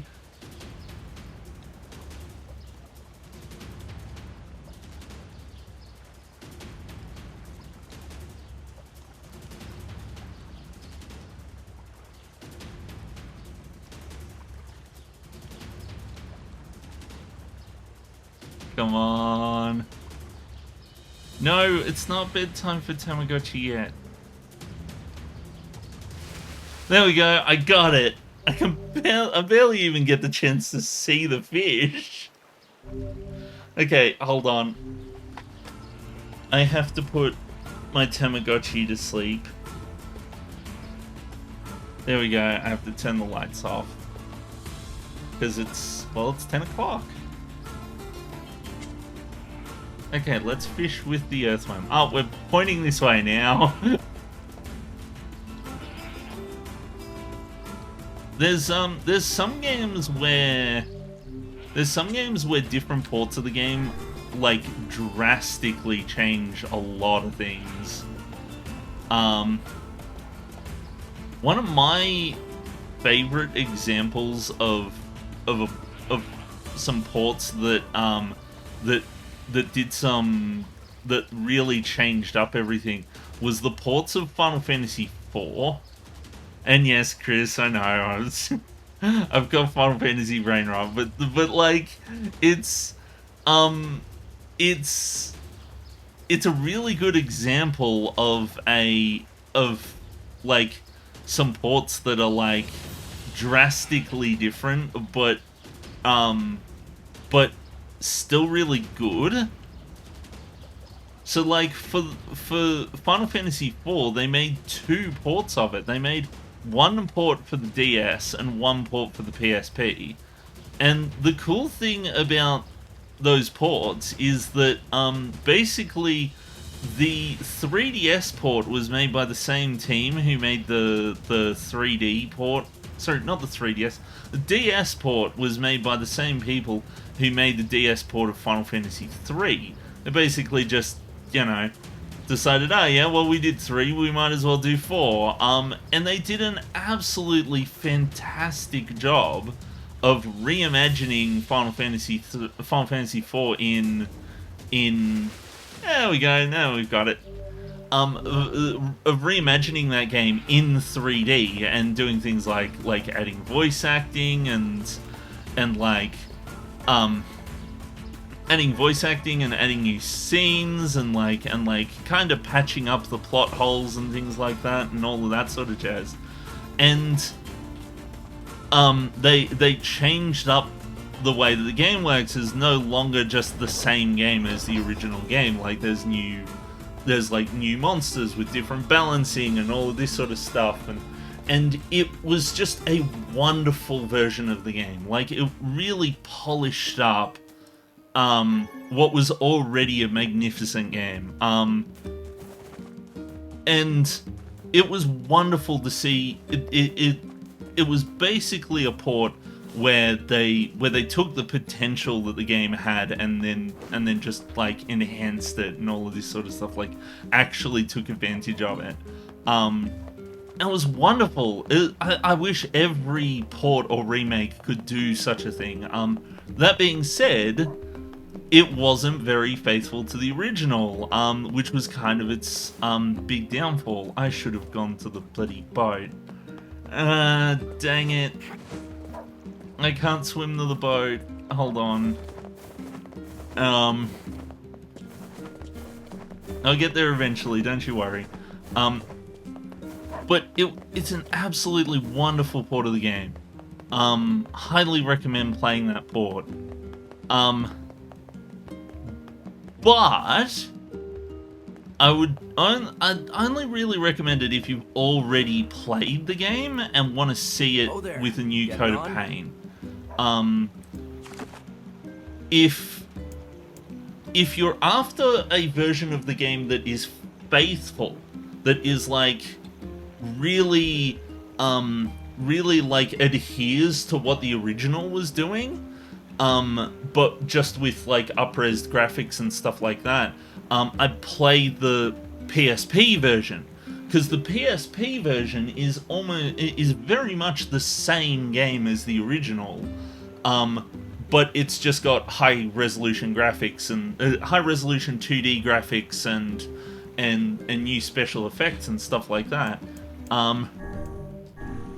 And it is also a wonderful version of the game, because it is very faithful and respectful to the original game.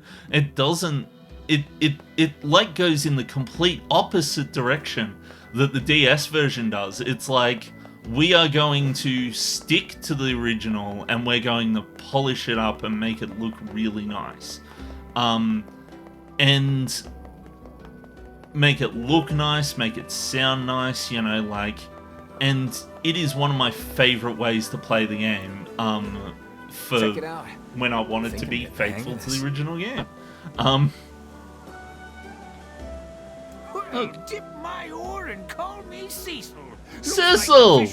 Speaking of Final Fantasy IV,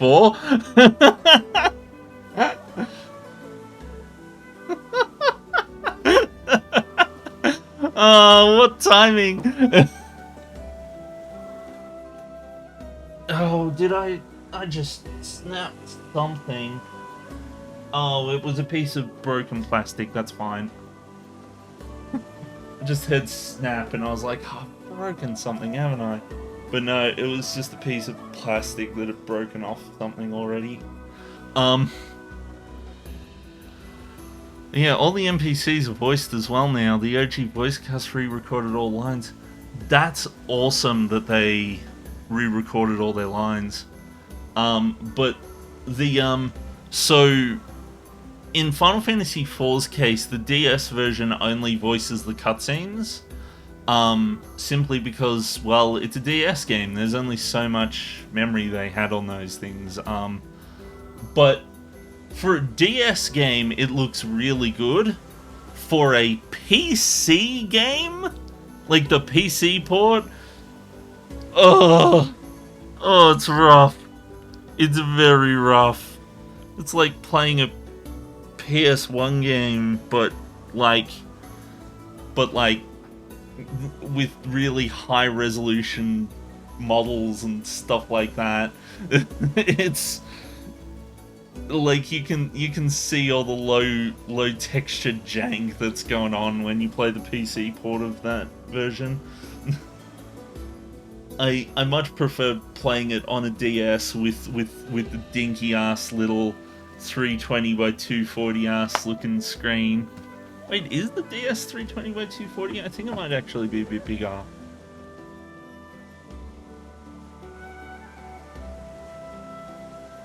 Oh shit, it's 256 by 192. It's even smaller than 320 by 240. Wow. That's insane. It's amazing how small resolution handheld systems get. It's like, oh yeah, you know, like fucking...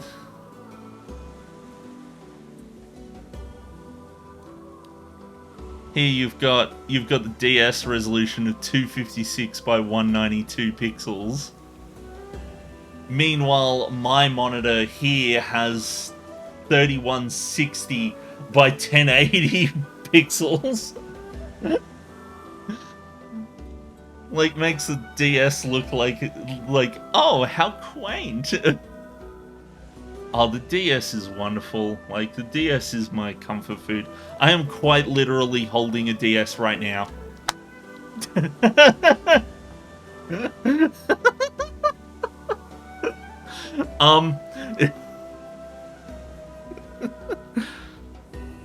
Wait, hold on. There it is! Oh, I can't believe it still holds a charge. Can do some Picto chat.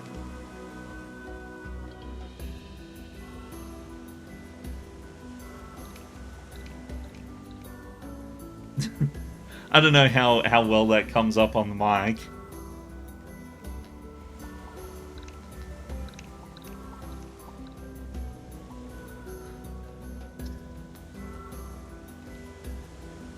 But it is working.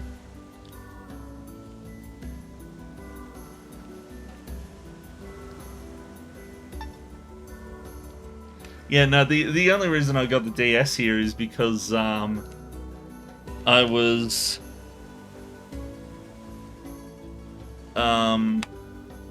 taking a photo of them earlier to show to one of my friends, because I have two of them. I have the... I wonder if I've got the photo. I should still have the photo. Hold on. Give us a sec.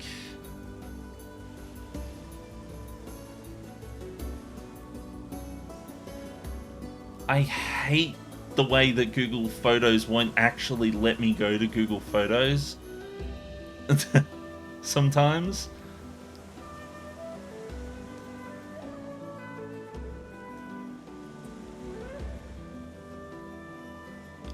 So I'll save the image and we can... So I have the safe browser window at the moment, which I'm pretty sure that should appear now that I've yeah, when I unminimize it, it reappears. But there it is. There's my two DS's. Unfortunately, the hinge is broken on my blue one. My blue one's the original one. It's the first one I ever had. And...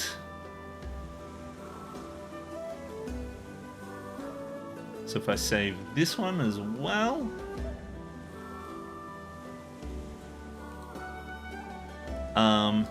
there's a picture of them both on. Unfortunately, so the blue one has a broken hinge, the red one has a broken screen.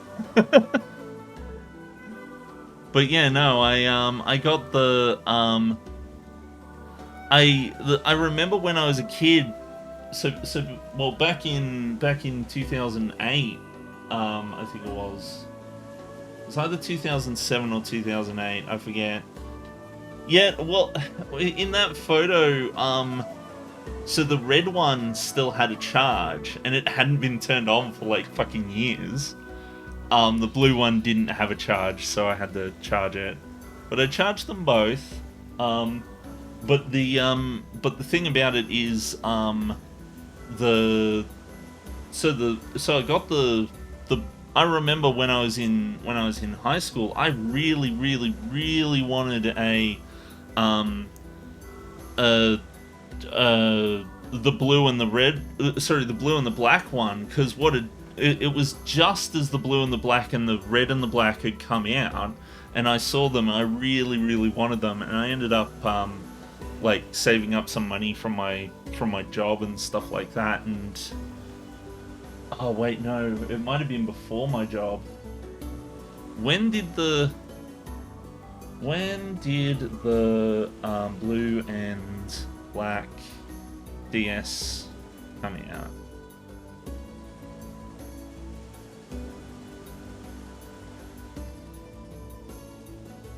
It doesn't say.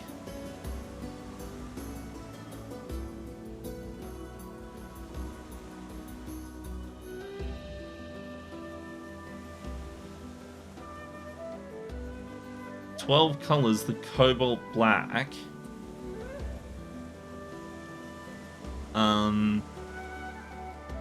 Cobalt black DS release. Okay. Oh, so it would have been February 2008, so that would have been before I got my job. I think it would have been shortly before I got my job, because I got my job in March 2008, like my first job. But I remember saving up money and then getting the DS. And I really wanted the blue and black one. And when I finally had enough money, I was actually able to get it. I was super worried that I'd have to go with like one of the default colors or something like that. And basically be like, oh yeah, just get whatever color it is we have. But no, I was really lucky. I walked in and they were like, yeah, no, we've got the blue and the black one. And I was like, yes! I was so happy. Because I didn't really like the blue on the light blue one. And I didn't really like any of the other colors, but I love this blue.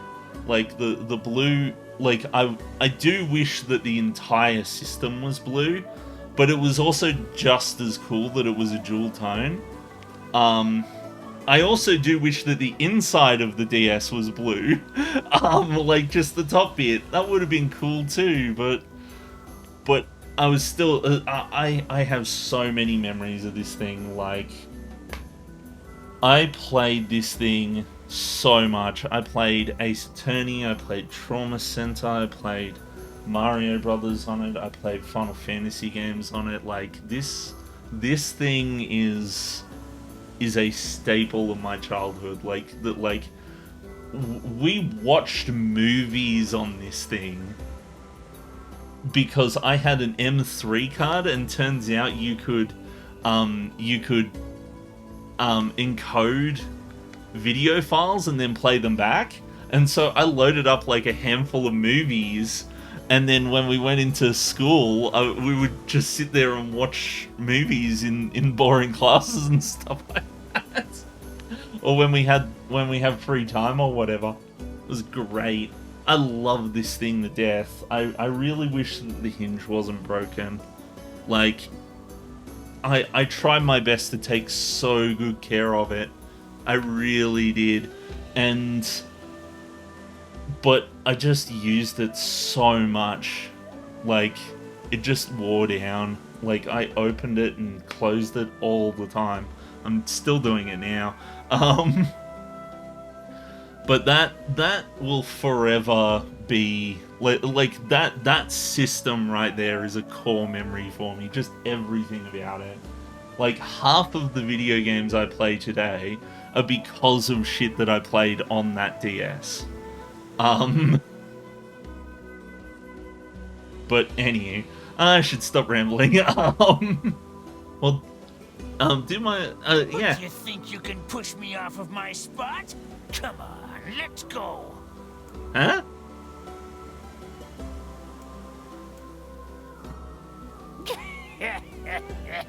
And I'm just using my left hand. Okay, now he seems to consider us like a threat. I think we've moved beyond fishing at this point. Huh?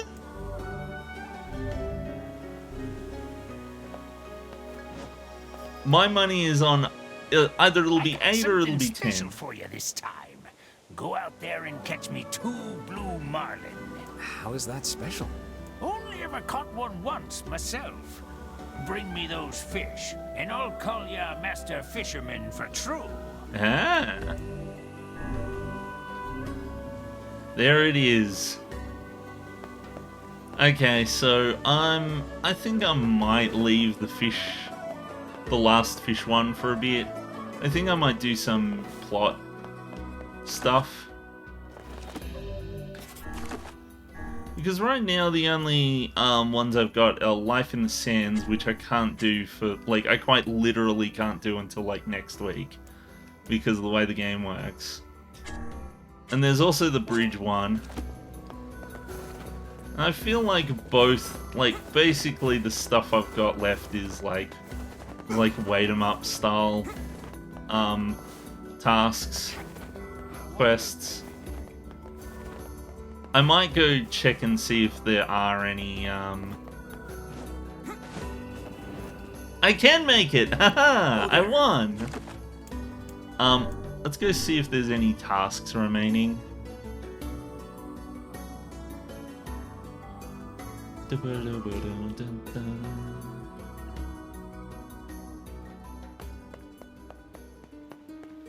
Oh, yeah, I do have the preview. I gotta be careful with making sure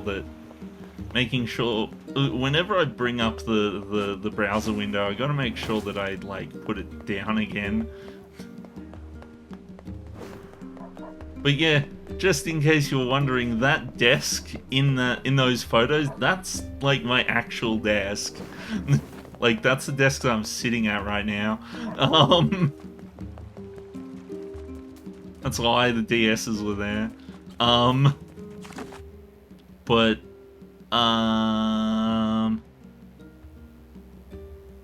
that's right, I was gonna ask if there's more quests. That's what I'm doing. I think it's been difficult to focus tonight.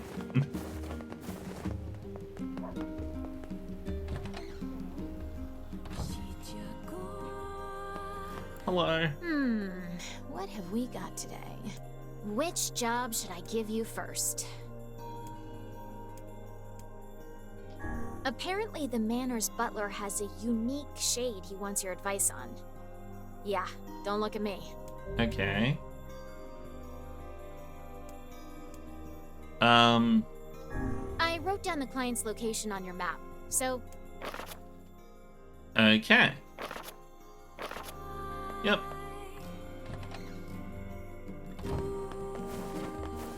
Well, let's do this. Today is evidently a quest day. I do like to get some plot done when I can. In this case, I might not be able to, because I've only got half an hour left till the end of the stream, so... Around about 11 o'clock.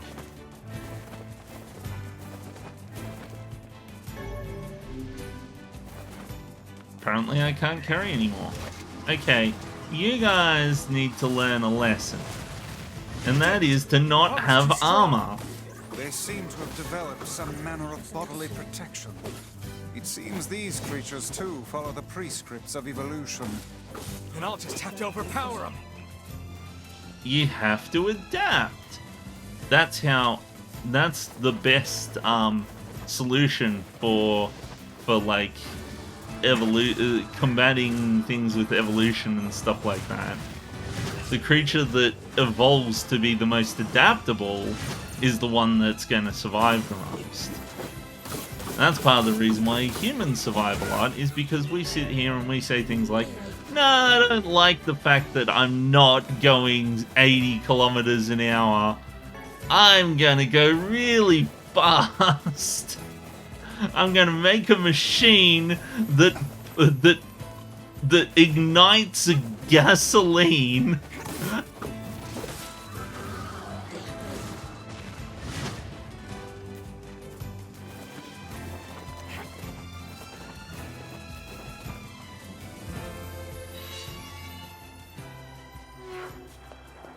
Huh?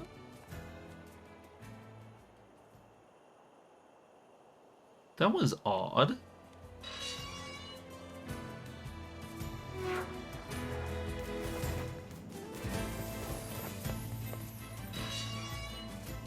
I could have sworn that there was something on my character's face.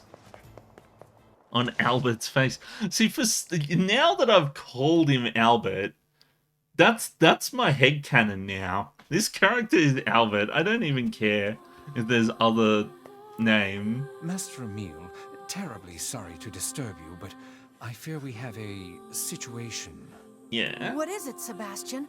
I was attempting to tidy up the study earlier, only to find that it has been occupied by a shade. Oh, Shades okay. really seem to love this place, huh? I take it you want us to kill the thing? That may not be necessary, sir. It's not causing any trouble. It is simply sitting in the study. It didn't attack you? It did not, sir. Maybe it's a good Well, I don't care shade. if it's wearing a tuxedo and drinking a cocktail. If it's a shade, I'm gonna kill it. What if it's a good shade? Like, it kinda is like part shade, so like, what? You got a problem with Kaine? Oh my god. Fucking Resident Evil syndrome.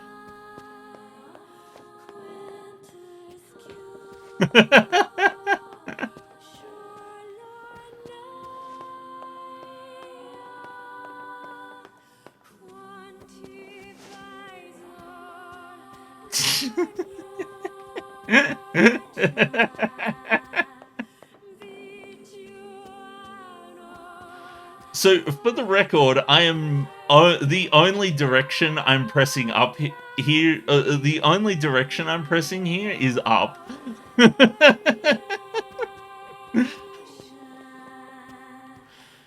Oh my god, Resident Evil stream.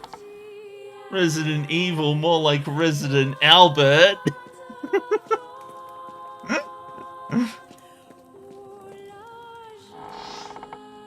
I'm sure someday I'll do a Resident Evil stream.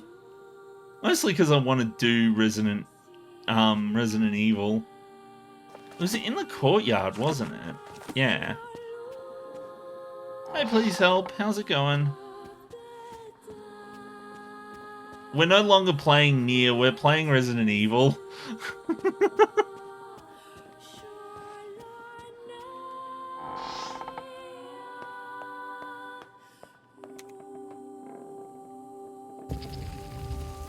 Wait, no, I didn't want to go there. I think I've gone to the wrong place.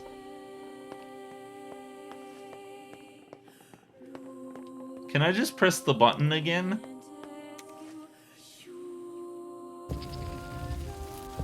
I can.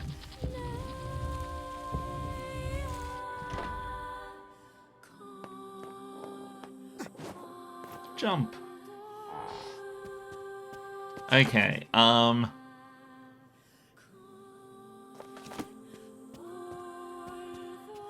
so, I'm assuming that it's in the study, because I'm dumb and I didn't pay attention.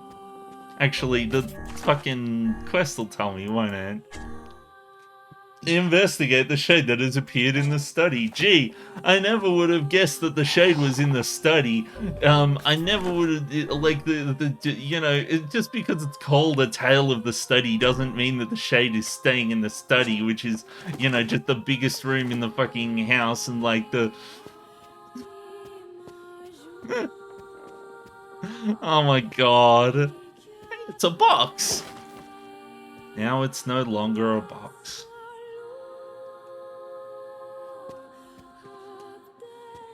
I suppose I should save. Sounds like a good idea. Saving is usually a good idea. Okay, let's go. Let's do this. This must be the friendly shade. Oh, thanks, Shade is a shade. Bikuran. Let's get rid of it. Yeah, no, my sense of line weight is so good. I spent so much time trying to make sure that the line weights are good. It took me way too long to draw these. I'm very bad at it. I need more practice. The problem is I spend a ridiculous amount of time drawing like one piece of art, and then but you need to like draw like a lot to get good at it. And that's a better idea, is to just draw things and get more practice. That's what I need to do. Let's take a look-see. Who told you you could live in my home? I'll crush you like a bug. Please be careful. Hello. This is a rather tough nut to crack. Oh, I'll crack it one way or the other. I don't see any problem with it being here.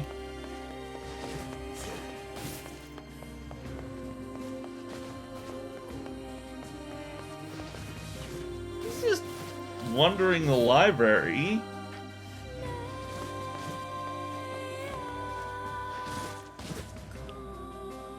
Kinda is just extra bloodthirsty right now. What if I shoot one? Ah! Don't do that.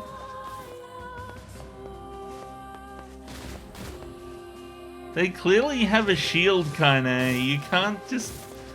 Okay, I suppose I gotta smack them.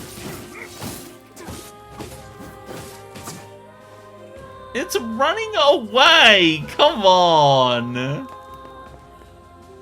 It just wants to look at the books! I can't...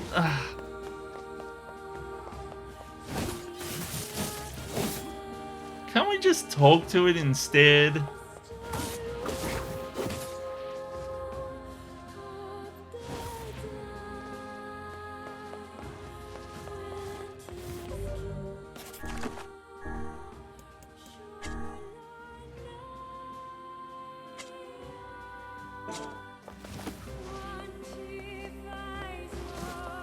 Well, like, if I, like, maybe I could just say things. Maybe I can just talk at it. It kinda, you're like half shade. Do you know how to speak the shade language?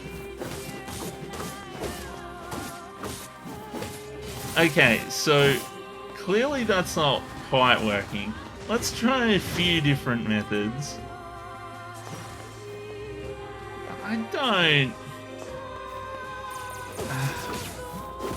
I don't like that.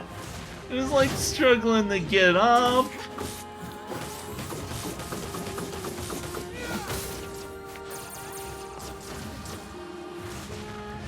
Bop. I don't like attacking him, but I can't just leave the room. Oh, I can. I have to kill that shade. Oh, no! I don't want to kill the shade.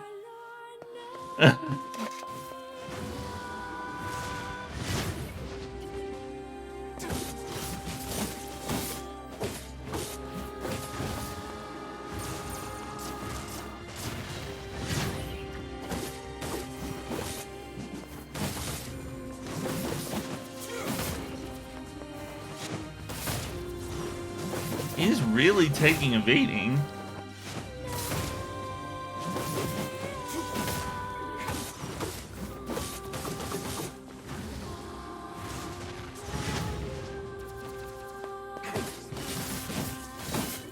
I don't think this is getting us anywhere.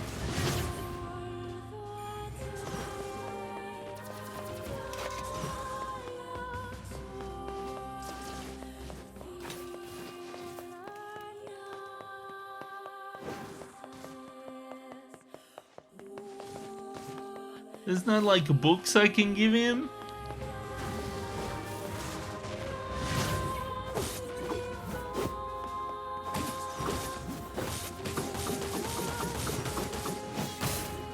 He's so tanky! Why does he...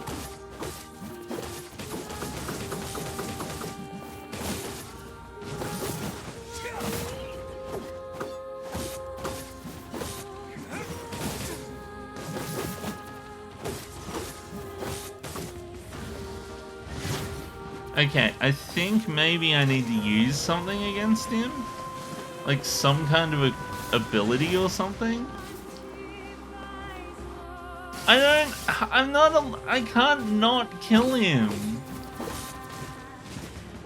I have to because the game won't let me not.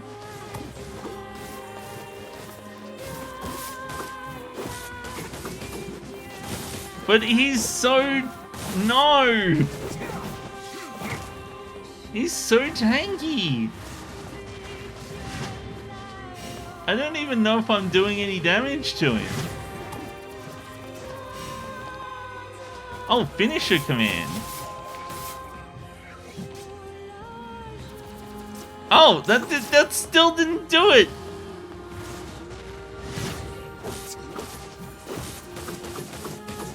He did absolutely nothing to me.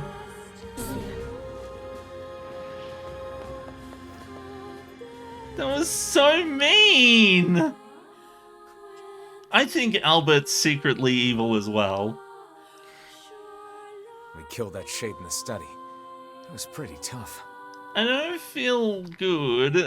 I don't like this. This is mean. Excellently done, sir. And now I must insist that you take this payment. I don't want to be paid for it.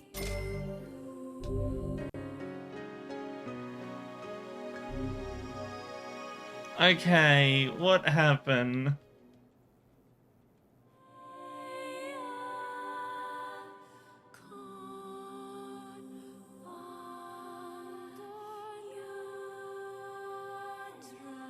What does it say?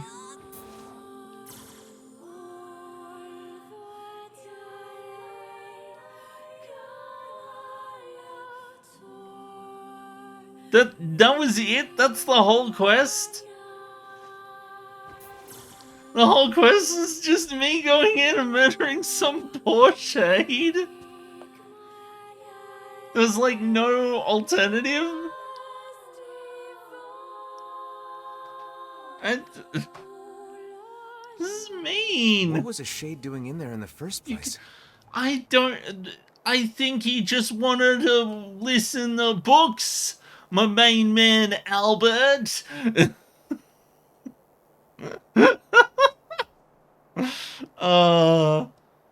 There's a menace in the library. He wasn't a menace. I wondered that myself. Surely that creature lacks the intelligence to read books, yet I cannot imagine what else it hoped to accomplish there. Every one of them has been holding books. They smart. I think they used to be people. That's my hypothesis. It was clearly like a librarian who wanted to just read.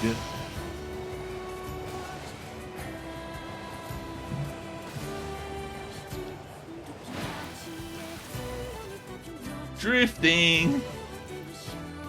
Oh wait, I went the wrong way.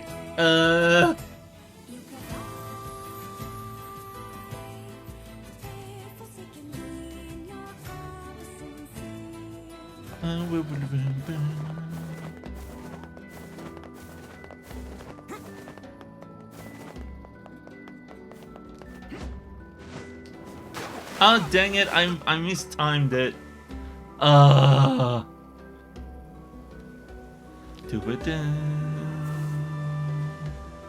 Everything in working order.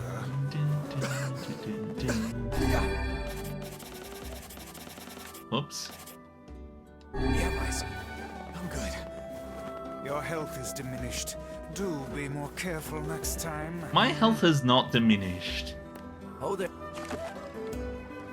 It is very clearly the exact same as it was before I jumped in the lake. Okay?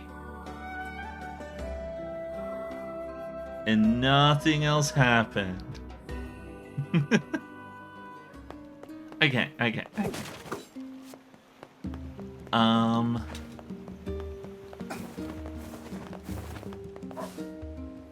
Where was I going again?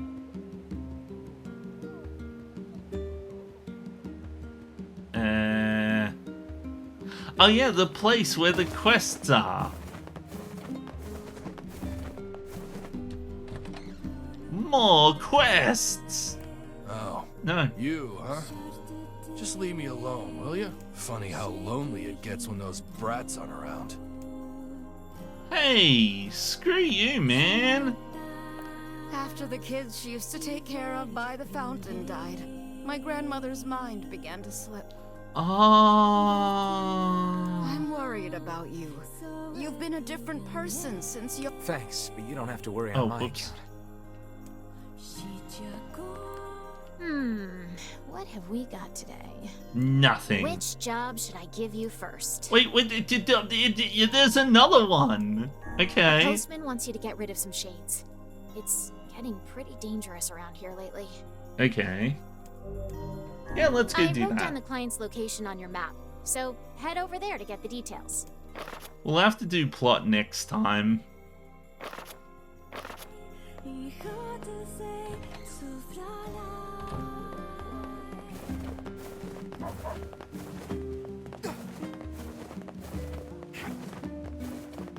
Because this time has been 110% side quests.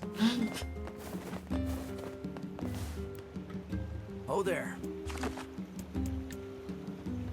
Oh, there.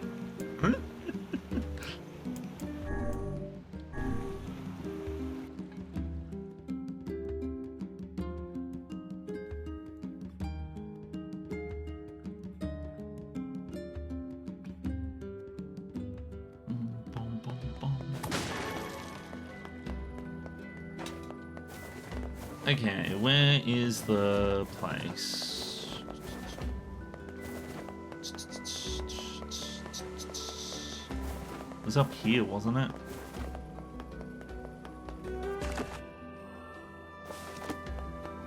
Oh yeah, postman, of course. Listen, I can't remember anything. I've never remembered a thing in my life, okay? I couldn't even remember what remembering is. Hey, did you hear the news? No. What is it? There's a giant shade in the southern plains, and they say it likes to eat postmen. Yeah, it's been there for like a million. Really? I've never heard of shades eating people. Yeah, well, people say the bodies look like they've been torn apart and chewed on. We're all too scared to deliver the mail with that thing around. Oh, The shades are becoming more of a threat than ever before. Yep. All right. I'll see what I can find. Okay. Southern Plains it is.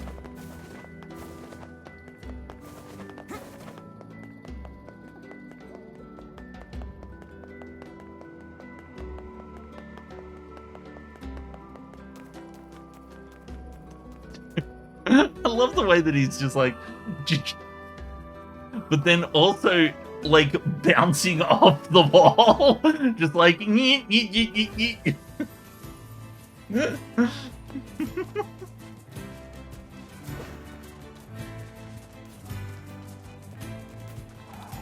Oh, what Final Fantasies have I played? Oh, that's a wonderful question. 1, 2, 3, 4, 5, 6, 7, 8, 9, 10, 11, 12, 13, 15, and 16.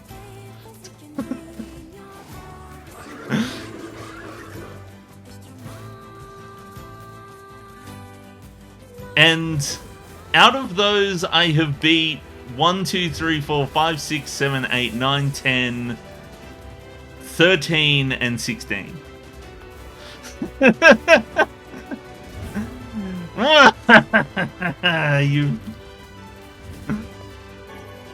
You have activated my trap card.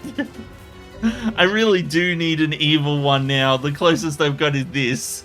But that's not evil, that's just yelling. Wait a minute. I think I might have...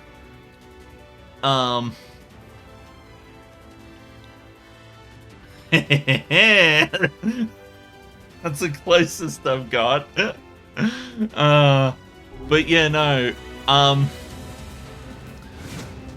So yeah, Final Fantasies 1 through 10, 13 and 16 are the ones that I've actually beat.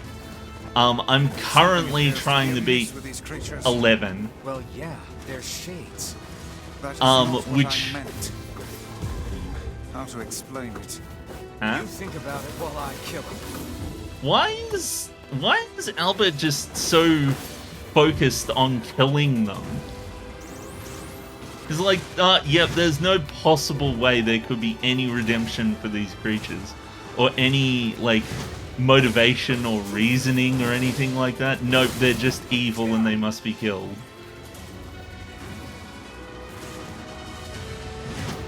Yes, so Final Fantasy XI is online, which means it will be very difficult to quote-unquote beat.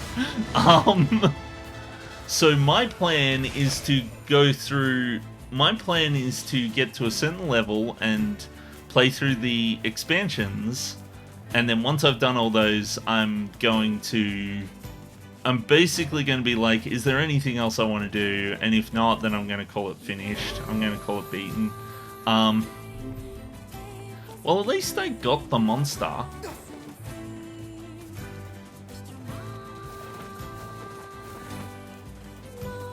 And once I've done that, I will,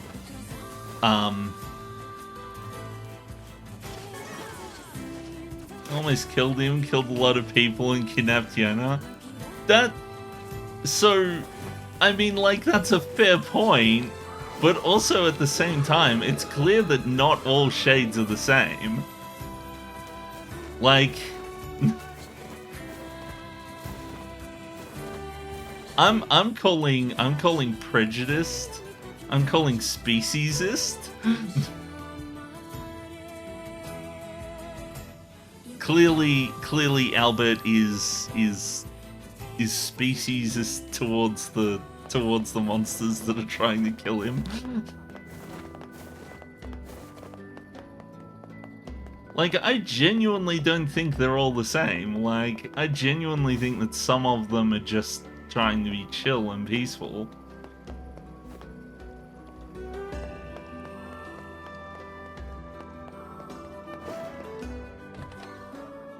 Like, I want to know what they are, to be honest. Please help us.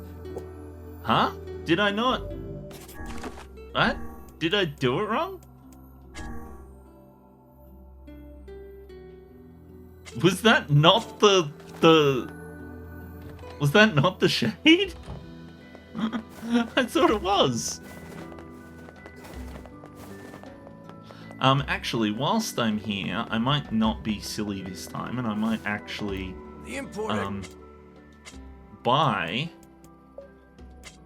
stock up on these. I've got 123,000 gil. I might as well.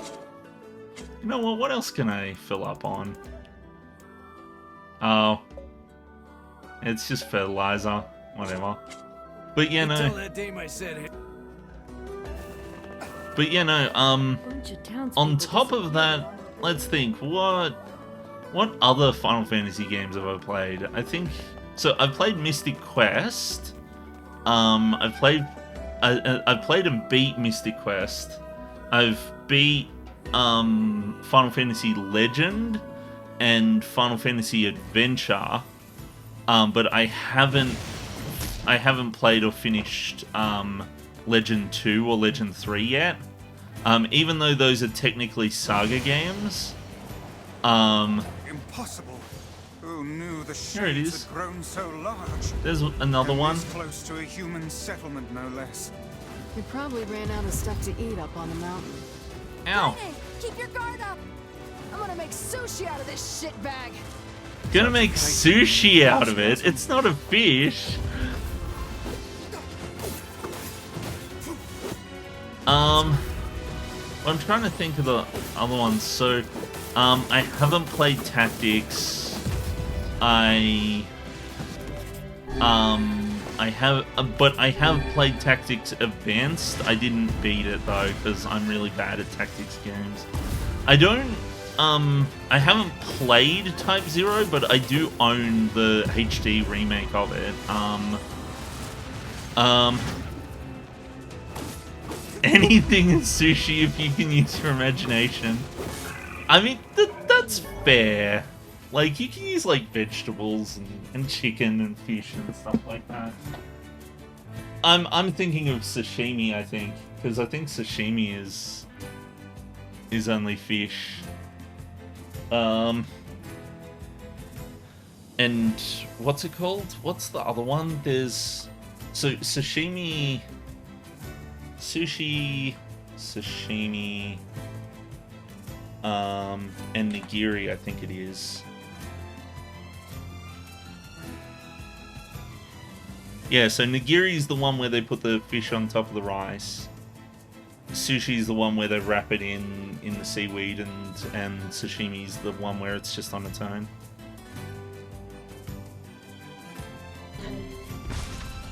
We've avenged the postman. Let's go report back. Wait, so that was the postman one? Oh my goodness.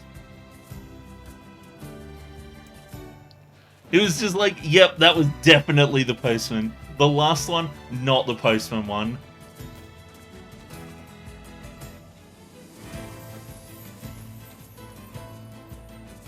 But, let's think, there was, so I have played a bit of Final Fantasy X too, and I have played a bit of Final Fantasy 13 too, but not 13-3.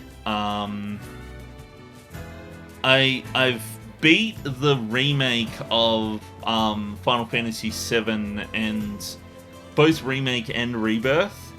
And those games, oh boy, do I, like, my viewers from when I was playing that game, you probably remember how much disdain I had for that game. I'm enjoying this one. I wasn't enjoying that one.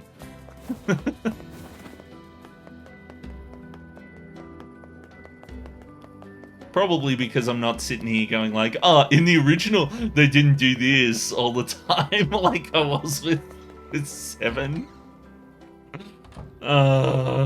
Being a massive nerd. I killed the Shade in the Southern Plains. Oh, thank you, thank you. I don't know what to do about all the postmen who quit, but I guess I'll figure something out. Yeah.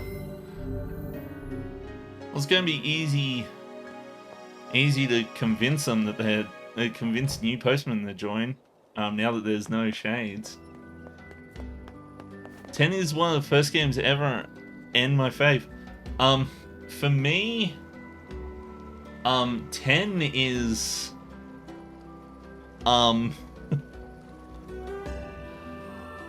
like 10's alright. I do have some issues with the storytelling in it.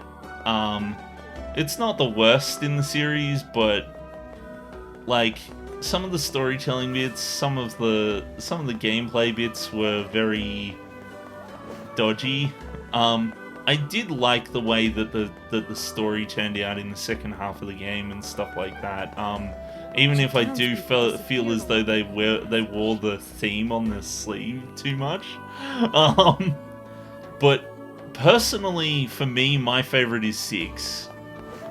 And I could go on for hours about why I love 6 so much.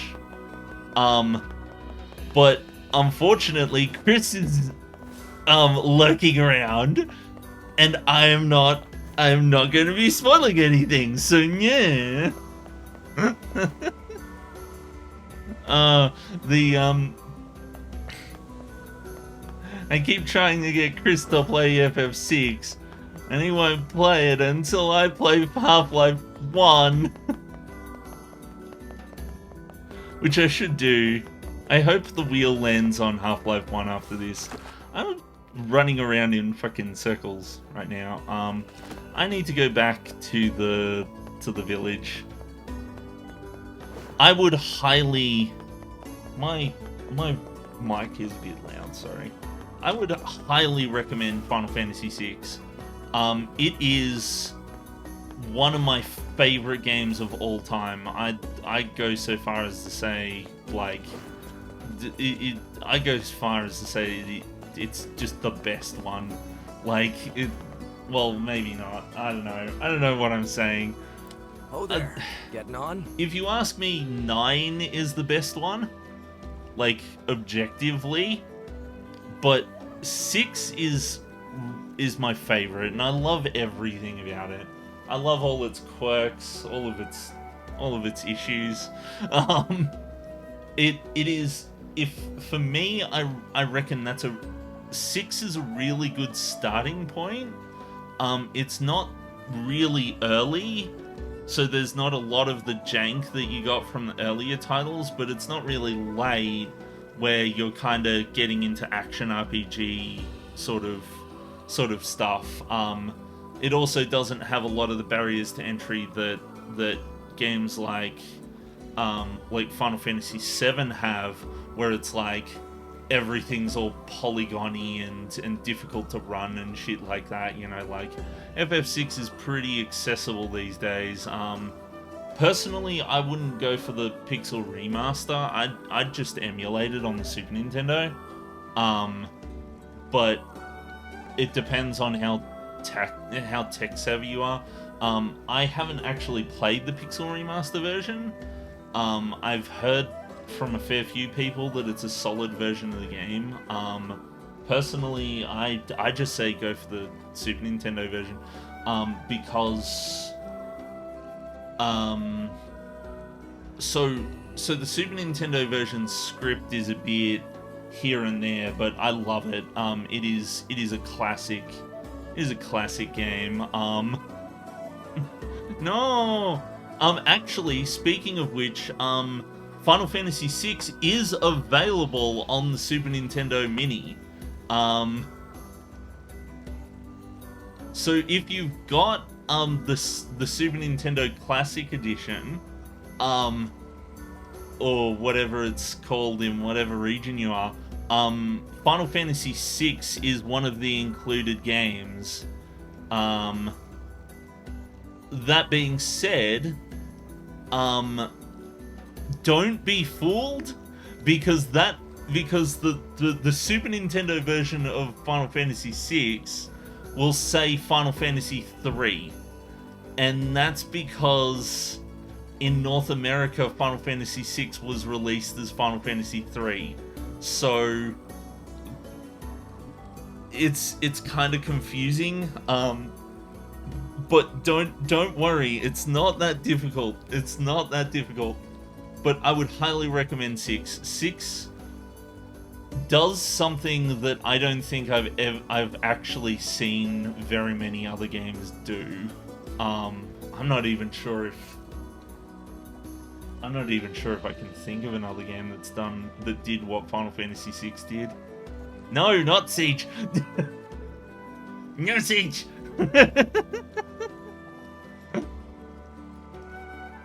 Siege is like completely on the other opposite end of the spectrum from this game.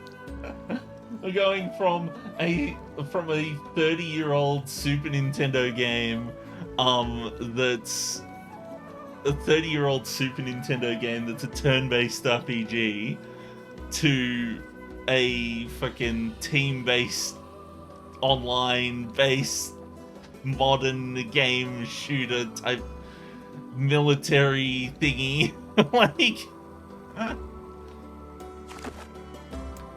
anywho, I'm gonna go grab the next quest, and I'll probably wrap up the stream soon because it's 10:57. So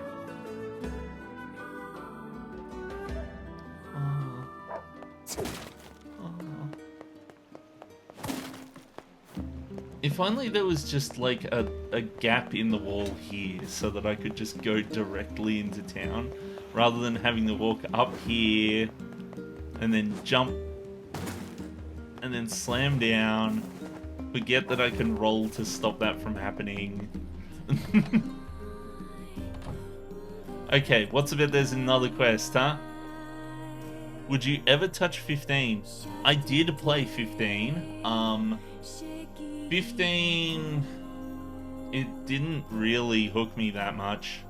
I played it for maybe a couple hours. Maybe about 3 or 4 hours or so. And I put it down. I kind of stopped playing it one evening and never picked it up again because it's I wouldn't call it bad, but some of the storytelling choices really annoyed me in that one. And I waited a really long time for that game to come out too, and it was like it spent a really fucking long time trying to teach me how the game worked, and it did not succeed. And then, like, when I started the game, after dealing with the tutorial for like an hour, it fucking gave me the tutorial in the game anyway. It was like, do you want the tutorial or not? And I was like, okay, you know, learn how to do the game. And it went through every mechanic.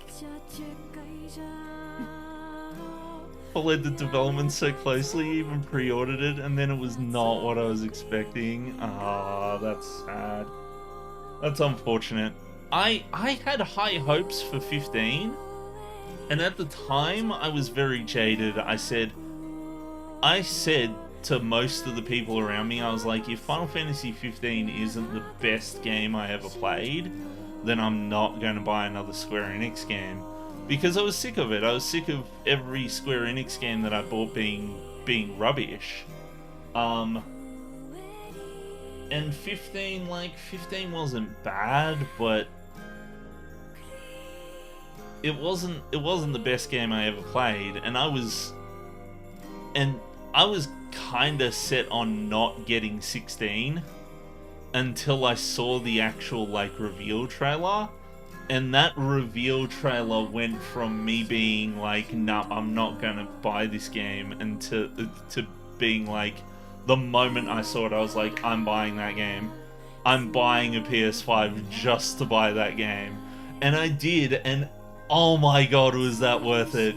That Final Fantasy 16 is a wonderful, wonderful game. I was so happy that they focused on like delivering a good story in 16 rather than trying to appeal to Western markets or whatever with action RPG. Like, that game was built from the ground up with action in mind, and you can tell that it was. But like it was built from the ground up on an action-based engine. So there's no weird shenanigans with like opening menus like there were like during battle, like there were in like Final Fantasy VII Remake and stuff like that, or Kingdom Hearts or things like that. But on top of that, they really focused on the storytelling. The storytelling is so fucking good in that game. Like, it's the kind of game where you do a side quest, and the side quest makes you fucking... It kicks you in the gut or something, and you're not quite expecting it, or they lock away, like, important elements of the game, like behind certain side quests and shit like that. It was wonderful. I love that game so much. It is in 4th place for me. It's a wonderful game, and I'm so glad that it's coming to PC in September, because more people are going to play it, and I think more people should play it. It is a wonderful game. It is, like I said, it's in 4th place. It somehow managed to dethrone Final Fantasy VII on my ranking, and that's a tall order. like, I was very, very torn up between putting Final Fantasy 7 or 16 higher. Final Fantasy 7 is like, it's a legendary game. But for me, my ranking is from best to worst, and this is like not me doing favorites either. Would be 9, then 6, then 4, then 16, then 7, then 8, then I think it was 5, then 3, then 5, then 3, then 1, then 10, then 13, then 2. Yeah, I think that's it. Keeping in mind that I've not finished 12 or 15, and I haven't played 14. And I haven't finished 11, 12, and 15, and I haven't played 14. So, who knows? Those ones might end up being better on the list. Those are just the ones that I've beat. But anywho, oh my goodness, numbers. What have we got today? Which job should I give you first? Research project. That butler from the manor needs your help. You sure do keep some strange company. I wrote down the client's location on your map, so head over there to get the details.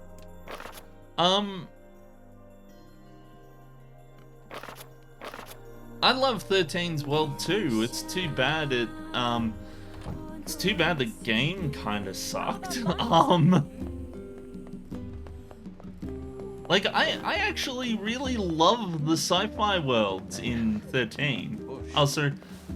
Oh, 12, yeah. So the thing about 12 for me is that a lot of people say that 12 is really good. I haven't actually played that far through it. That's another game that I picked up. I played a few hours of it, and then I never picked it up again. I actually don't have any beef with 12. I just haven't played enough of it to make a solid opinion of it. I don't have a problem with the world in 12. 12 has that whole Sky Pirates thing going on, which I really love. Like, if there's Sky Pirates is a really nice theme for me. I think I love pirates just in general. So to have one that's like why did I go to the... What am I doing?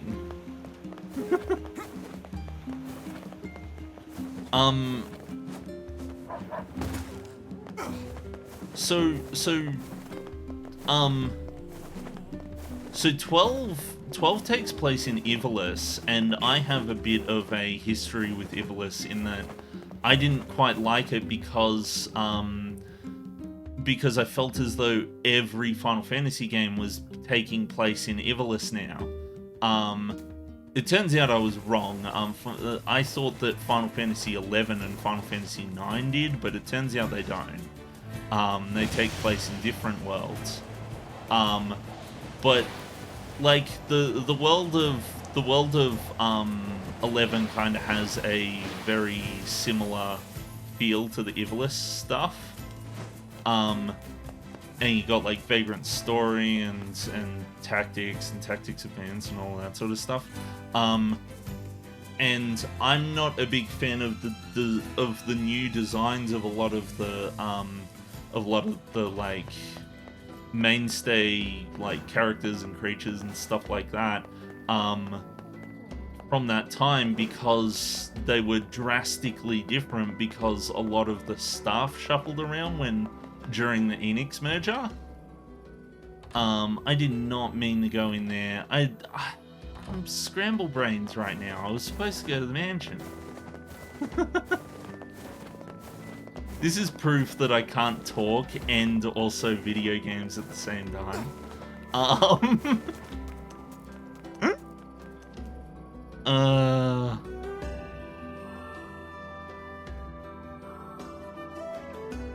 I miss when it was Squaresoft, I really do. Square Enix has kind of... The merger between Squaresoft and Square Enix has kind of... I don't know, it kind of marked a turning point where they stopped caring so much about the games they were making and more about the profits they were making. And there was a lot of RPGs that just kind of didn't have that same soul that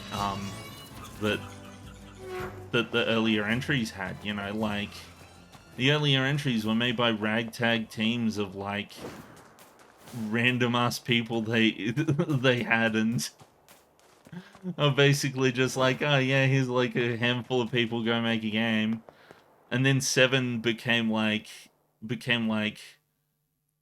the scope grew and grew and grew, and then it kind of then when the movie came out, that was kind of when it went from being about making, you know, cool games to being about profiteering and shit like that.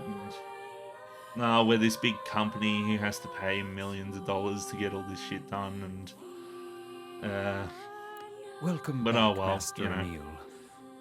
Emil. I can't say that all of the ones post the Square Enix merger were bad, because they're not. Like clearly 16's a good game. A lot of people really like 14. I like 11 myself. 11's actually a really good game. I wish I hadn't been so bitter back when I was younger and actually played it during its prime, but who am I kidding? I'm terrible at mingling. I'm terrible at playing multiplayer games. Speaking of doing shit online, I should finish up my stream, so I'm gonna do this. I'm gonna finish up this quest, and then that should be the end of the stream. Hello, Sebastian. I'm glad you're doing well. Hello. Is something the matter, Butler? I am searching, sir, for a way to restore Master Emil's body to its previous state. Yeah? Oh, Sebastian. Regrettably, the above-ground archives are somewhat limited. Okay. According to my information, the records related to Master Emil are stored on the second basement floor. Things would be easier if I could delve into the manor's underground research facilities, but what with all the creatures there... I see. You want us to go down there and take out some shades? Oh no! I can't let you do that for me. Emil, cut it out. We're friends. This is what friends do. This is what friends do. We're best friends, okay? And don't you forget it.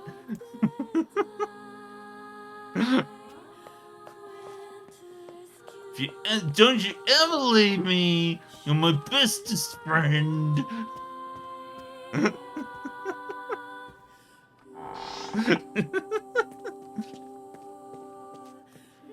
See, I'm starting to see the the themes of Albert just being a toxic person.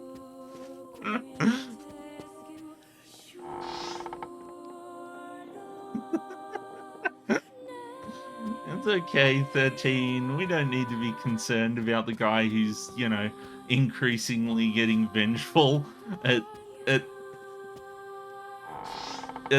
things.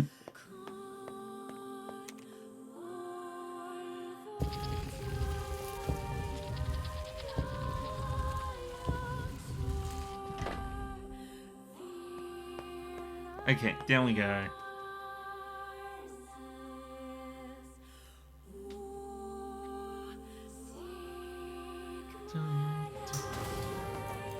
Okay, time to bop some monsters. I used the R card. We're playing frickin' Hades now.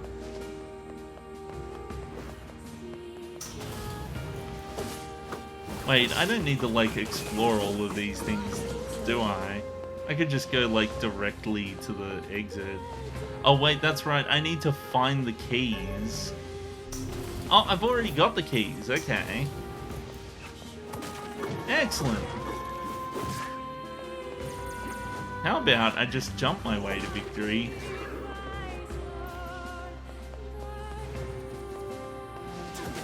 See, you see the problem with field encounters now? Wait a minute. Where's Emil? I need to make sure I don't leave him behind or something. That was like a mechanic here, wasn't it?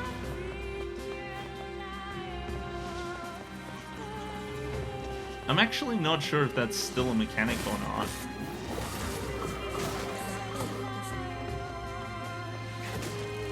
But yeah, unfortunately after I said that I was never going to buy a Square Enix game again, and then I bought Final Fantasy 16, I kind of came to the realization that I kind of came to the realization that that yeah, I'm going to be buying these games for the rest of the time. I'm just doomed. I can't not buy these games no more.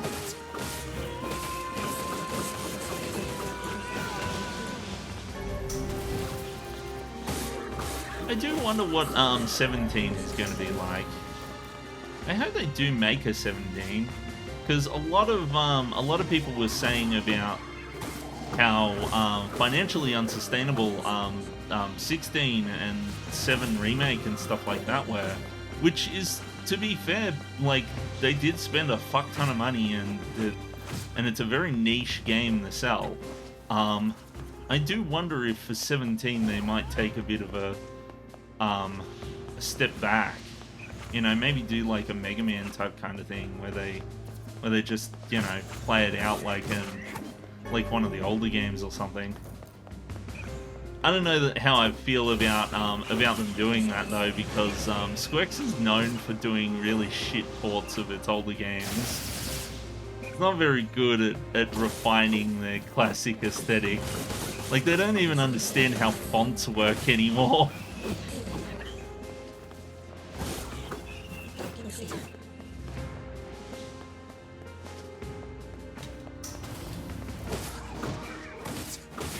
Stop that, you. I am so glad that I have all the keys now. Wonder if it'll be modern or medieval. I kind of want them, I kind of want them to go, like, futuristic. Like, because the problem I have right now is that, part of what made Final Fantasy appealing to me back in the day was because Final Fantasy's depiction of medieval stuff had this very how do I put it, had a very elegant feel to it. It kind of did the whole Amano artwork type kind of stuff. It was less Western Western 80s box art stuff and more like its own unique thing.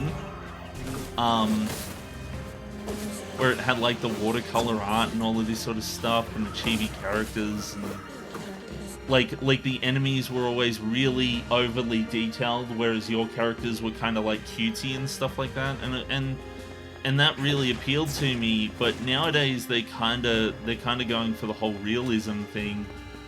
And what's this? Huh? It appears to be a list of names and addresses. Perhaps they were employed at the laboratory. Yeah? The text is half faded, but I see one woman used to live in a coastal town. A coastal town? They must mean seafront. The woman is most likely dead by now, but perhaps a search of her home will turn up something. Maybe. Oh, are we just done? Is that it? But yeah, no, like, a lot of their modern stuff does... Maybe we'll learn something about Emil over in Seafront. does go for this kind of realistic look and things like that. There's not that much stylization to the modern entries, which I feel works better for a sci-fi setting, like a futuristic setting, than it does for like medieval stuff. And that was kind of one of my bugbears with 16, was that 16 goes for a really medieval setting, and it kind of feels a bit, I don't know, it kind of, I don't know how to put it, it kind of approaches this weird sort of uncanny valley where it's not quite, where it's difficult to make it feel like fantasy, but also at the same time there's like, it doesn't go all the way with the realism, you know, and having like peasants that are playing around in fucking mud or what. A house right above the entrance to a coastal town.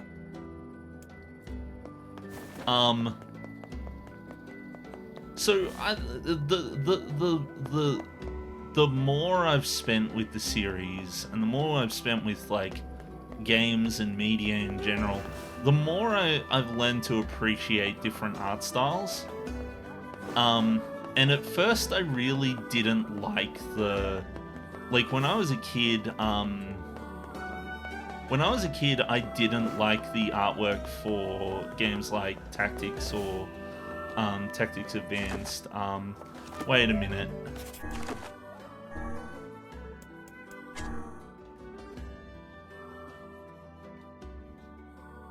Above the entrance to Seafront, okay. But yeah, no, like now I take a look at it and I can see it's a really good art style. Like I think I was way too harsh on it when I was a kid because I just didn't like things like how they depicted things like Moogles and stuff like that, but it's actually really solid. I don't hate it, not nearly as much as I used to. I feel that way for a lot of things, like and it kind of upsets me when people come by and tell me that they won't play a game or watch a movie or animated series or something because it's got an out there art style. This is a problem that I have when I recommend JoJo's to people. I go like, oh yeah, you should watch JoJo's Bizarre Adventure, and they say things like, yeah, the art styles are like weird, I don't like it, and I'm like, really? Like first of all, like, JoJo has some really good art. Like, it's insane some of the things that some of the artwork that goes in the JoJo. Like, they go through all this effort to do a lot of really crazy like hashing and over exaggeration of things, and they kind of take this, we're going to give them a pose that makes it look like they're breaking their back or something, but also at the same time looks like as if it's an actual pose you can do. But on top of that, like, JoJo is more than its art style. Like, there's a lot to love about JoJo. It's a wonderful, wonderful series, and it is incredibly well written. The music is really good. Like, it keeps you on your toes a whole bunch, and almost all of the issues that I had with the earlier seasons got addressed in the later seasons as well, and then people come by and they're like, it looks ugly. I'm like, you know what, I just don't want to interact with you anymore, if that's what you think. But anywho, let's take a look-see. Hey, mind if I ask you something? Not at all. Did anyone in your family ever do weapon research? Anything like that? Yeah, actually, I think one of my older relatives used to do something like that. Why are you asking me this? I'm looking into some of her research. You have any old records or anything? Oh, man. Maybe? I don't know. If you hold on, I'll go take a look. Okay, cool. Sorry about that. This is all I could find. It's a letter. How curious. It is written in a language I do not recognize. Yeah, we never could figure out what this was about. But it was important, whatever it was. She kept this thing under lock and key at all times. It might be some kind of code that we can decipher back at the lab. You mind if we take this? Go ahead. We've just been keeping it around because we don't know what else to do with it. Let's go back and show this to the butler.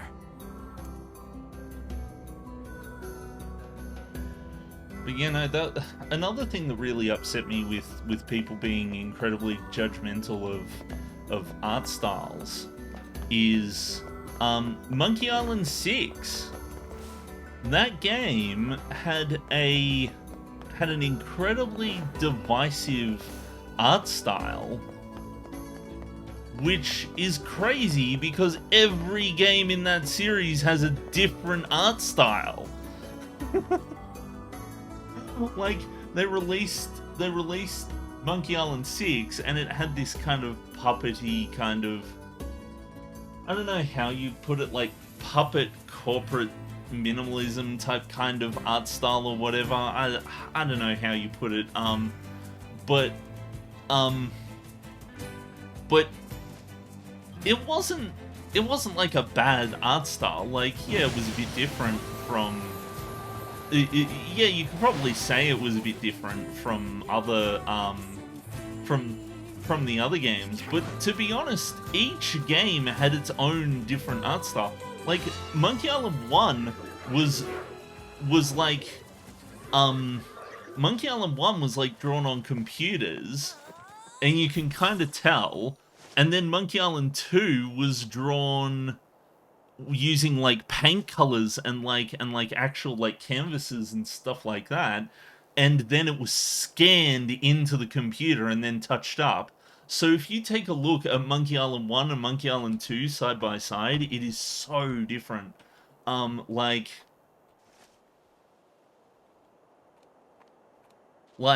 hold on, I'll show you.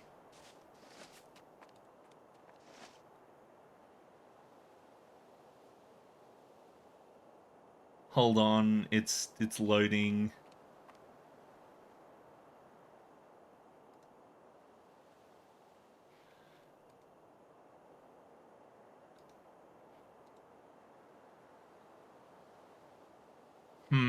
Actually. Damn it, I wish I had that one. Like, that first picture was like a good one, but it's like low resolution.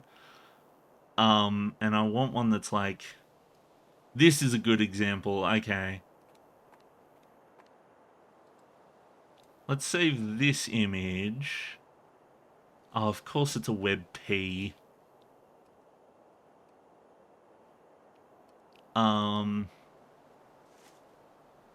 And then we got Monkey Island 2.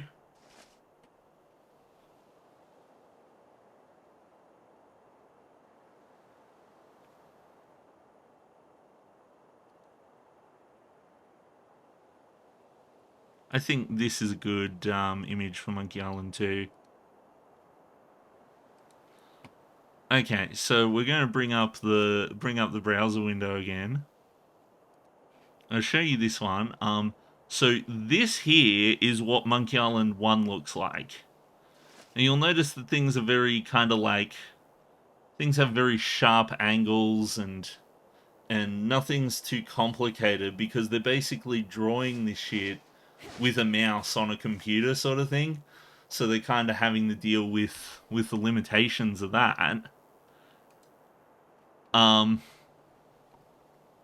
The WebP is fine. It's just that it needs more support. The more support it gets, the less of a pain it'll be to use. But then you bring up Monkey Island 2, and look at that. Like, oh my goodness. Like, talk about day and night on Monkey Island 2 here. Like, this is an insane, absolutely insane upgrade in the in the visual like fidelity of the backgrounds and stuff like that. Like it's and the reason why is because they got somebody to like paint this shit in like I forget if it was like watercolors or acrylic or something like that, but they actually have like these backgrounds are actually painted. They've actually like gotten somebody to paint every single screen in the game and then scanned it in because they actually had like a scanner by then.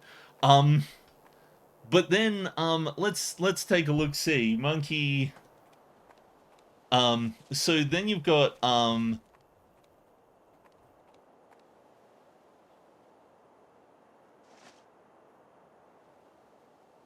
so let's go for Monkey Island 3 or Curse of Monkey Island.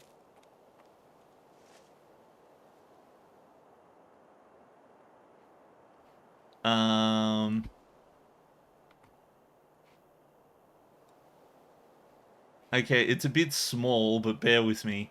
But this was Monkey Island 3.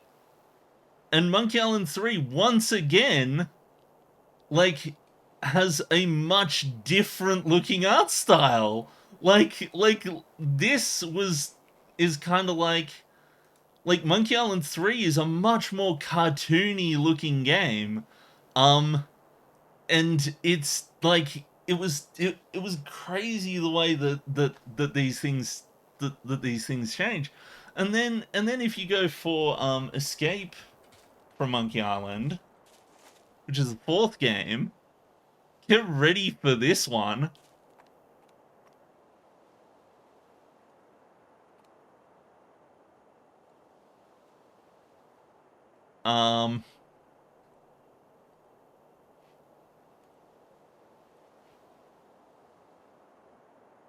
So this is what Monkey Island 4 looked like.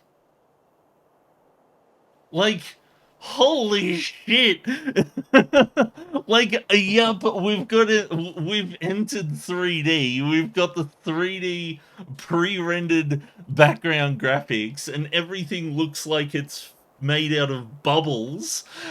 And, like, you've got, like, each game is so unique in the way that it kind of draws its backgrounds and stuff like that. And then people got upset when fucking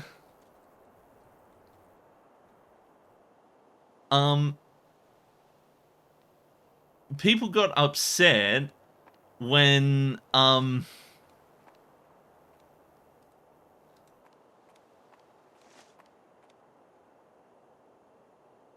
hold on. People got upset when Monkey Island 6 looked like this.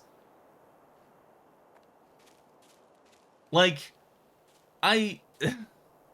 it's different again. Like, it's still pretty recognizable as a Monkey Island game.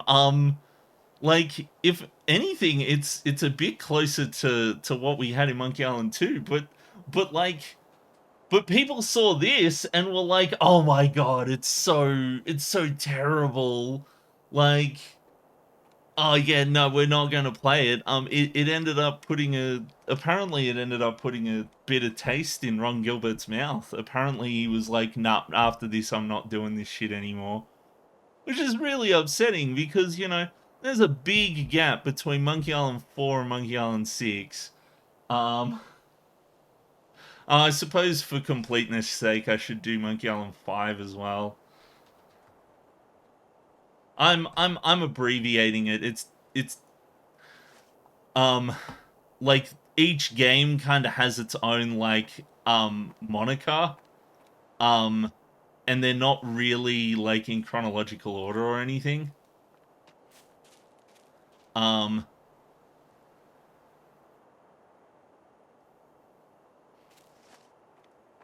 So this is what Monkey Island 5 or Tales of Monkey Island looked like. And part of the reason why I don't really count this one as much is because this is more like a spin-off that that Telltale Games did. And its art style is very different once again. Like, each game in this series has a different art style, and people were like, Monkey Island 6 doesn't look like the other ones. I just couldn't believe it. I was like, are you kidding me? But yeah, no, sorry for that tangent. Oh, geez, I've gone on too much of a tangent. I'm going to finish this quest and go to bed. Hello. It appears to be encrypted. Oh, yeah? It begins with Dearest Emile, and then... Why, this appears to be a message for you, Master Emile. Yeah. A letter, is it? To me? Yeah. Dearest Emile, you do not know me, but I know you. My research has twisted your life in unfathomable ways. Good talk, though, yeah. Oh, damn it, I'm dumb. I didn't put the bloody thing on away. I like looked over and I was like, oh yeah. I tried to make up for this by serving as your mother, but I know now that my efforts fell woefully short. I would have done anything to save you from this fate, and you will never know how guilty I feel that I could not.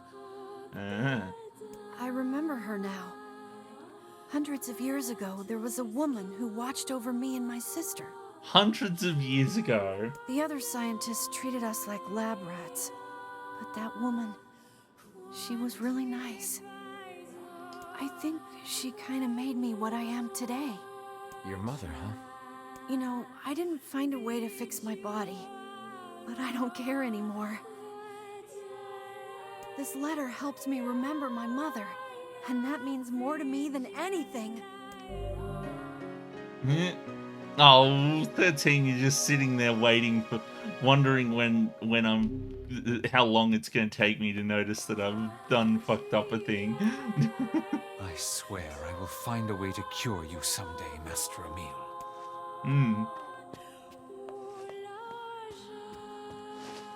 But you know, that being said, Monkey Island is a wonderful series, and if you ever get the chance, you should play it. They're not particularly long games. You can kind of beat them in about maybe 10 hours each. And they are wonderful games. I absolutely love them. Like all, so 4 and 5 are a bit more, kind of not as good as the other ones. But 1, 2, 3, and 6, wonderful games. Absolutely wonderful. The 4 and 5 are kind of only if you really like the other games in the series. With right now 2 is my favorite. Bunch like of townspeople disappeared along the way. like it swaps between 2 and 3. Like sometimes 3 is my favorite, sometimes 2 is my favorite, but right now 2 is my favorite. See, part of the thing about Monkey Island is that for Monkey Island 1 and 2 they had Ron Gilbert on the team, and Ron Gilbert was the guy whose idea it was to make the Monkey Island games. It was his game. So Monkey Island 1 is very much like a game done by him and Tim Schafer and David. Oh, what was it? What was the other 3? There was 3 of them. It was Ron Gilbert, Tim Schafer, and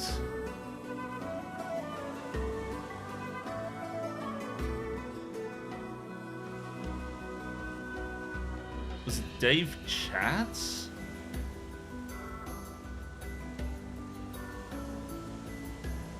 Hold on. I'm looking this up.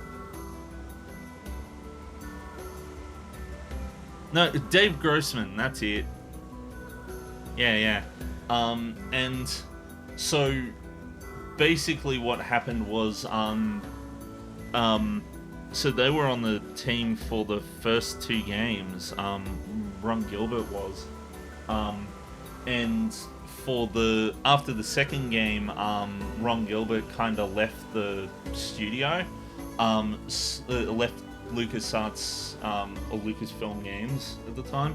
Oh, actually, no, it would have been LucasArts because Monkey Island 2 has the LucasArts logo on it.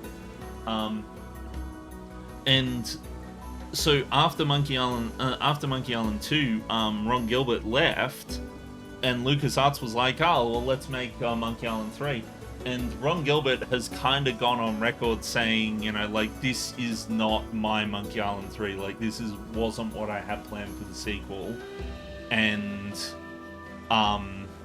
he was like, if he went on record saying, if I could ever get the rights to Monkey Island again, sort of thing, I would rewrite Monkey Island 3 and make my own Monkey Island 3, sort of thing, you know. But Monkey Island 3, really good game. Like, it's actually like a really, really good game. It has a really nice art style. They nailed the voice acting. It's the first game with the voice acting in it. The humor is very different in 3, but it's still wonderful. I still loved it. And for the longest time, 3 was and kind of still is my favorite in the series. Like, just absolutely wonderful. But then 4 came out, and 4 was so atrociously bad that it killed the adventure game genre. Single-handedly, that game killed the point-and-click adventure game. Which, I don't know how you fuck up a game that bad. Like, the game's not like, incredibly bad. It works, but it was an attempt to migrate to 3D for a point-and-click adventure game, and they made a lot of bad choices and wrong design steps and all of this sort of stuff. Things like using tank controls and the keyboard to control your character instead of just pointing and clicking like you do with a mouse. Like, I genuinely don't understand how they didn't figure out that you can still just do a point and click in 3D. It's just now it's in 3D, not in 2D. But like they were like, no, because it's in 3D, you have to like use tank controls to get around and all of this sort of stuff. They had this weird plot that was about like that involved like politics and lawyers and real estate developers and shit, and it was about an Australian real estate developer or something that kept buying everyone's houses, and you were supposed to try and get some bloody paperwork for some, like, it was almost as if it was a parody or something.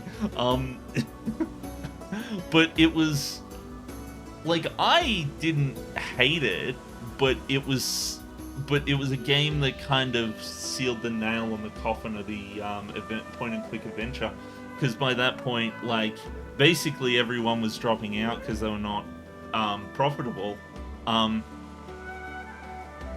Amazing premise, yeah, the pirate game where you go and do fucking lawyer paperwork and try to get elected, and but oh, that was wonderful. I couldn't believe it. But but yeah, no, that game,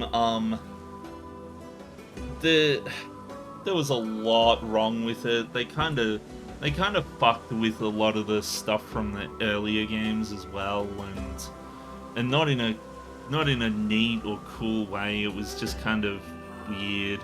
So that's kind of the one we don't talk about. But then later on, Telltale managed to arrange a deal with LucasArts. Or Lucasfilm, because LucasArts shut their doors. When LucasArts shut their doors, Telltale started like setting up things to be able to do IPs so that they could do the Sam and Max games and stuff like that. And so they picked up Monkey Island, and they were like, oh, this isn't really Monkey Island 5, but this is like our Monkey Island. But now we all just call it Monkey Island 5 because it was the 5th one. And that one was alright. It still had some of the weird tank controls for some fucking reason. I don't know what they were thinking. But like it was okay. Like it wasn't bad. It wasn't all bad. But then all of a sudden in what was it?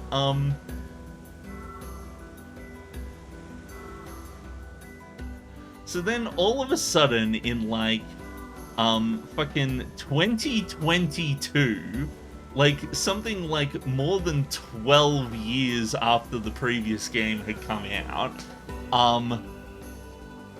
Ron Gilbert dropped a trailer for Return to Monkey Island, and he was like, yeah, so you know how I said I would make my own Monkey Island 3 if I had the rights to Monkey Island again? And he's like, well, guess what, bitches? I bought the rights to Monkey Island again.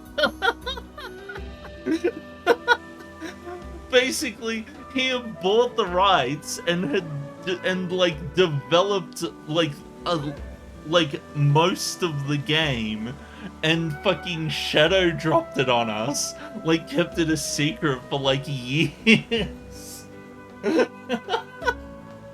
Like if that isn't a fucking baller move, I don't know what is. Yeah, no, like it was like, yep, I've got the rights to it now, and they did, and they went and he got like a development team and development studio or something like that, and they made it, and they picked it up where Monkey Island 2 left off, which was rather interesting. They kind of tried to have their cake and eat it too. They picked up where Monkey Island 2 left off without invalidating what happened in the other games, which was really nice of them. Like it was really considerate.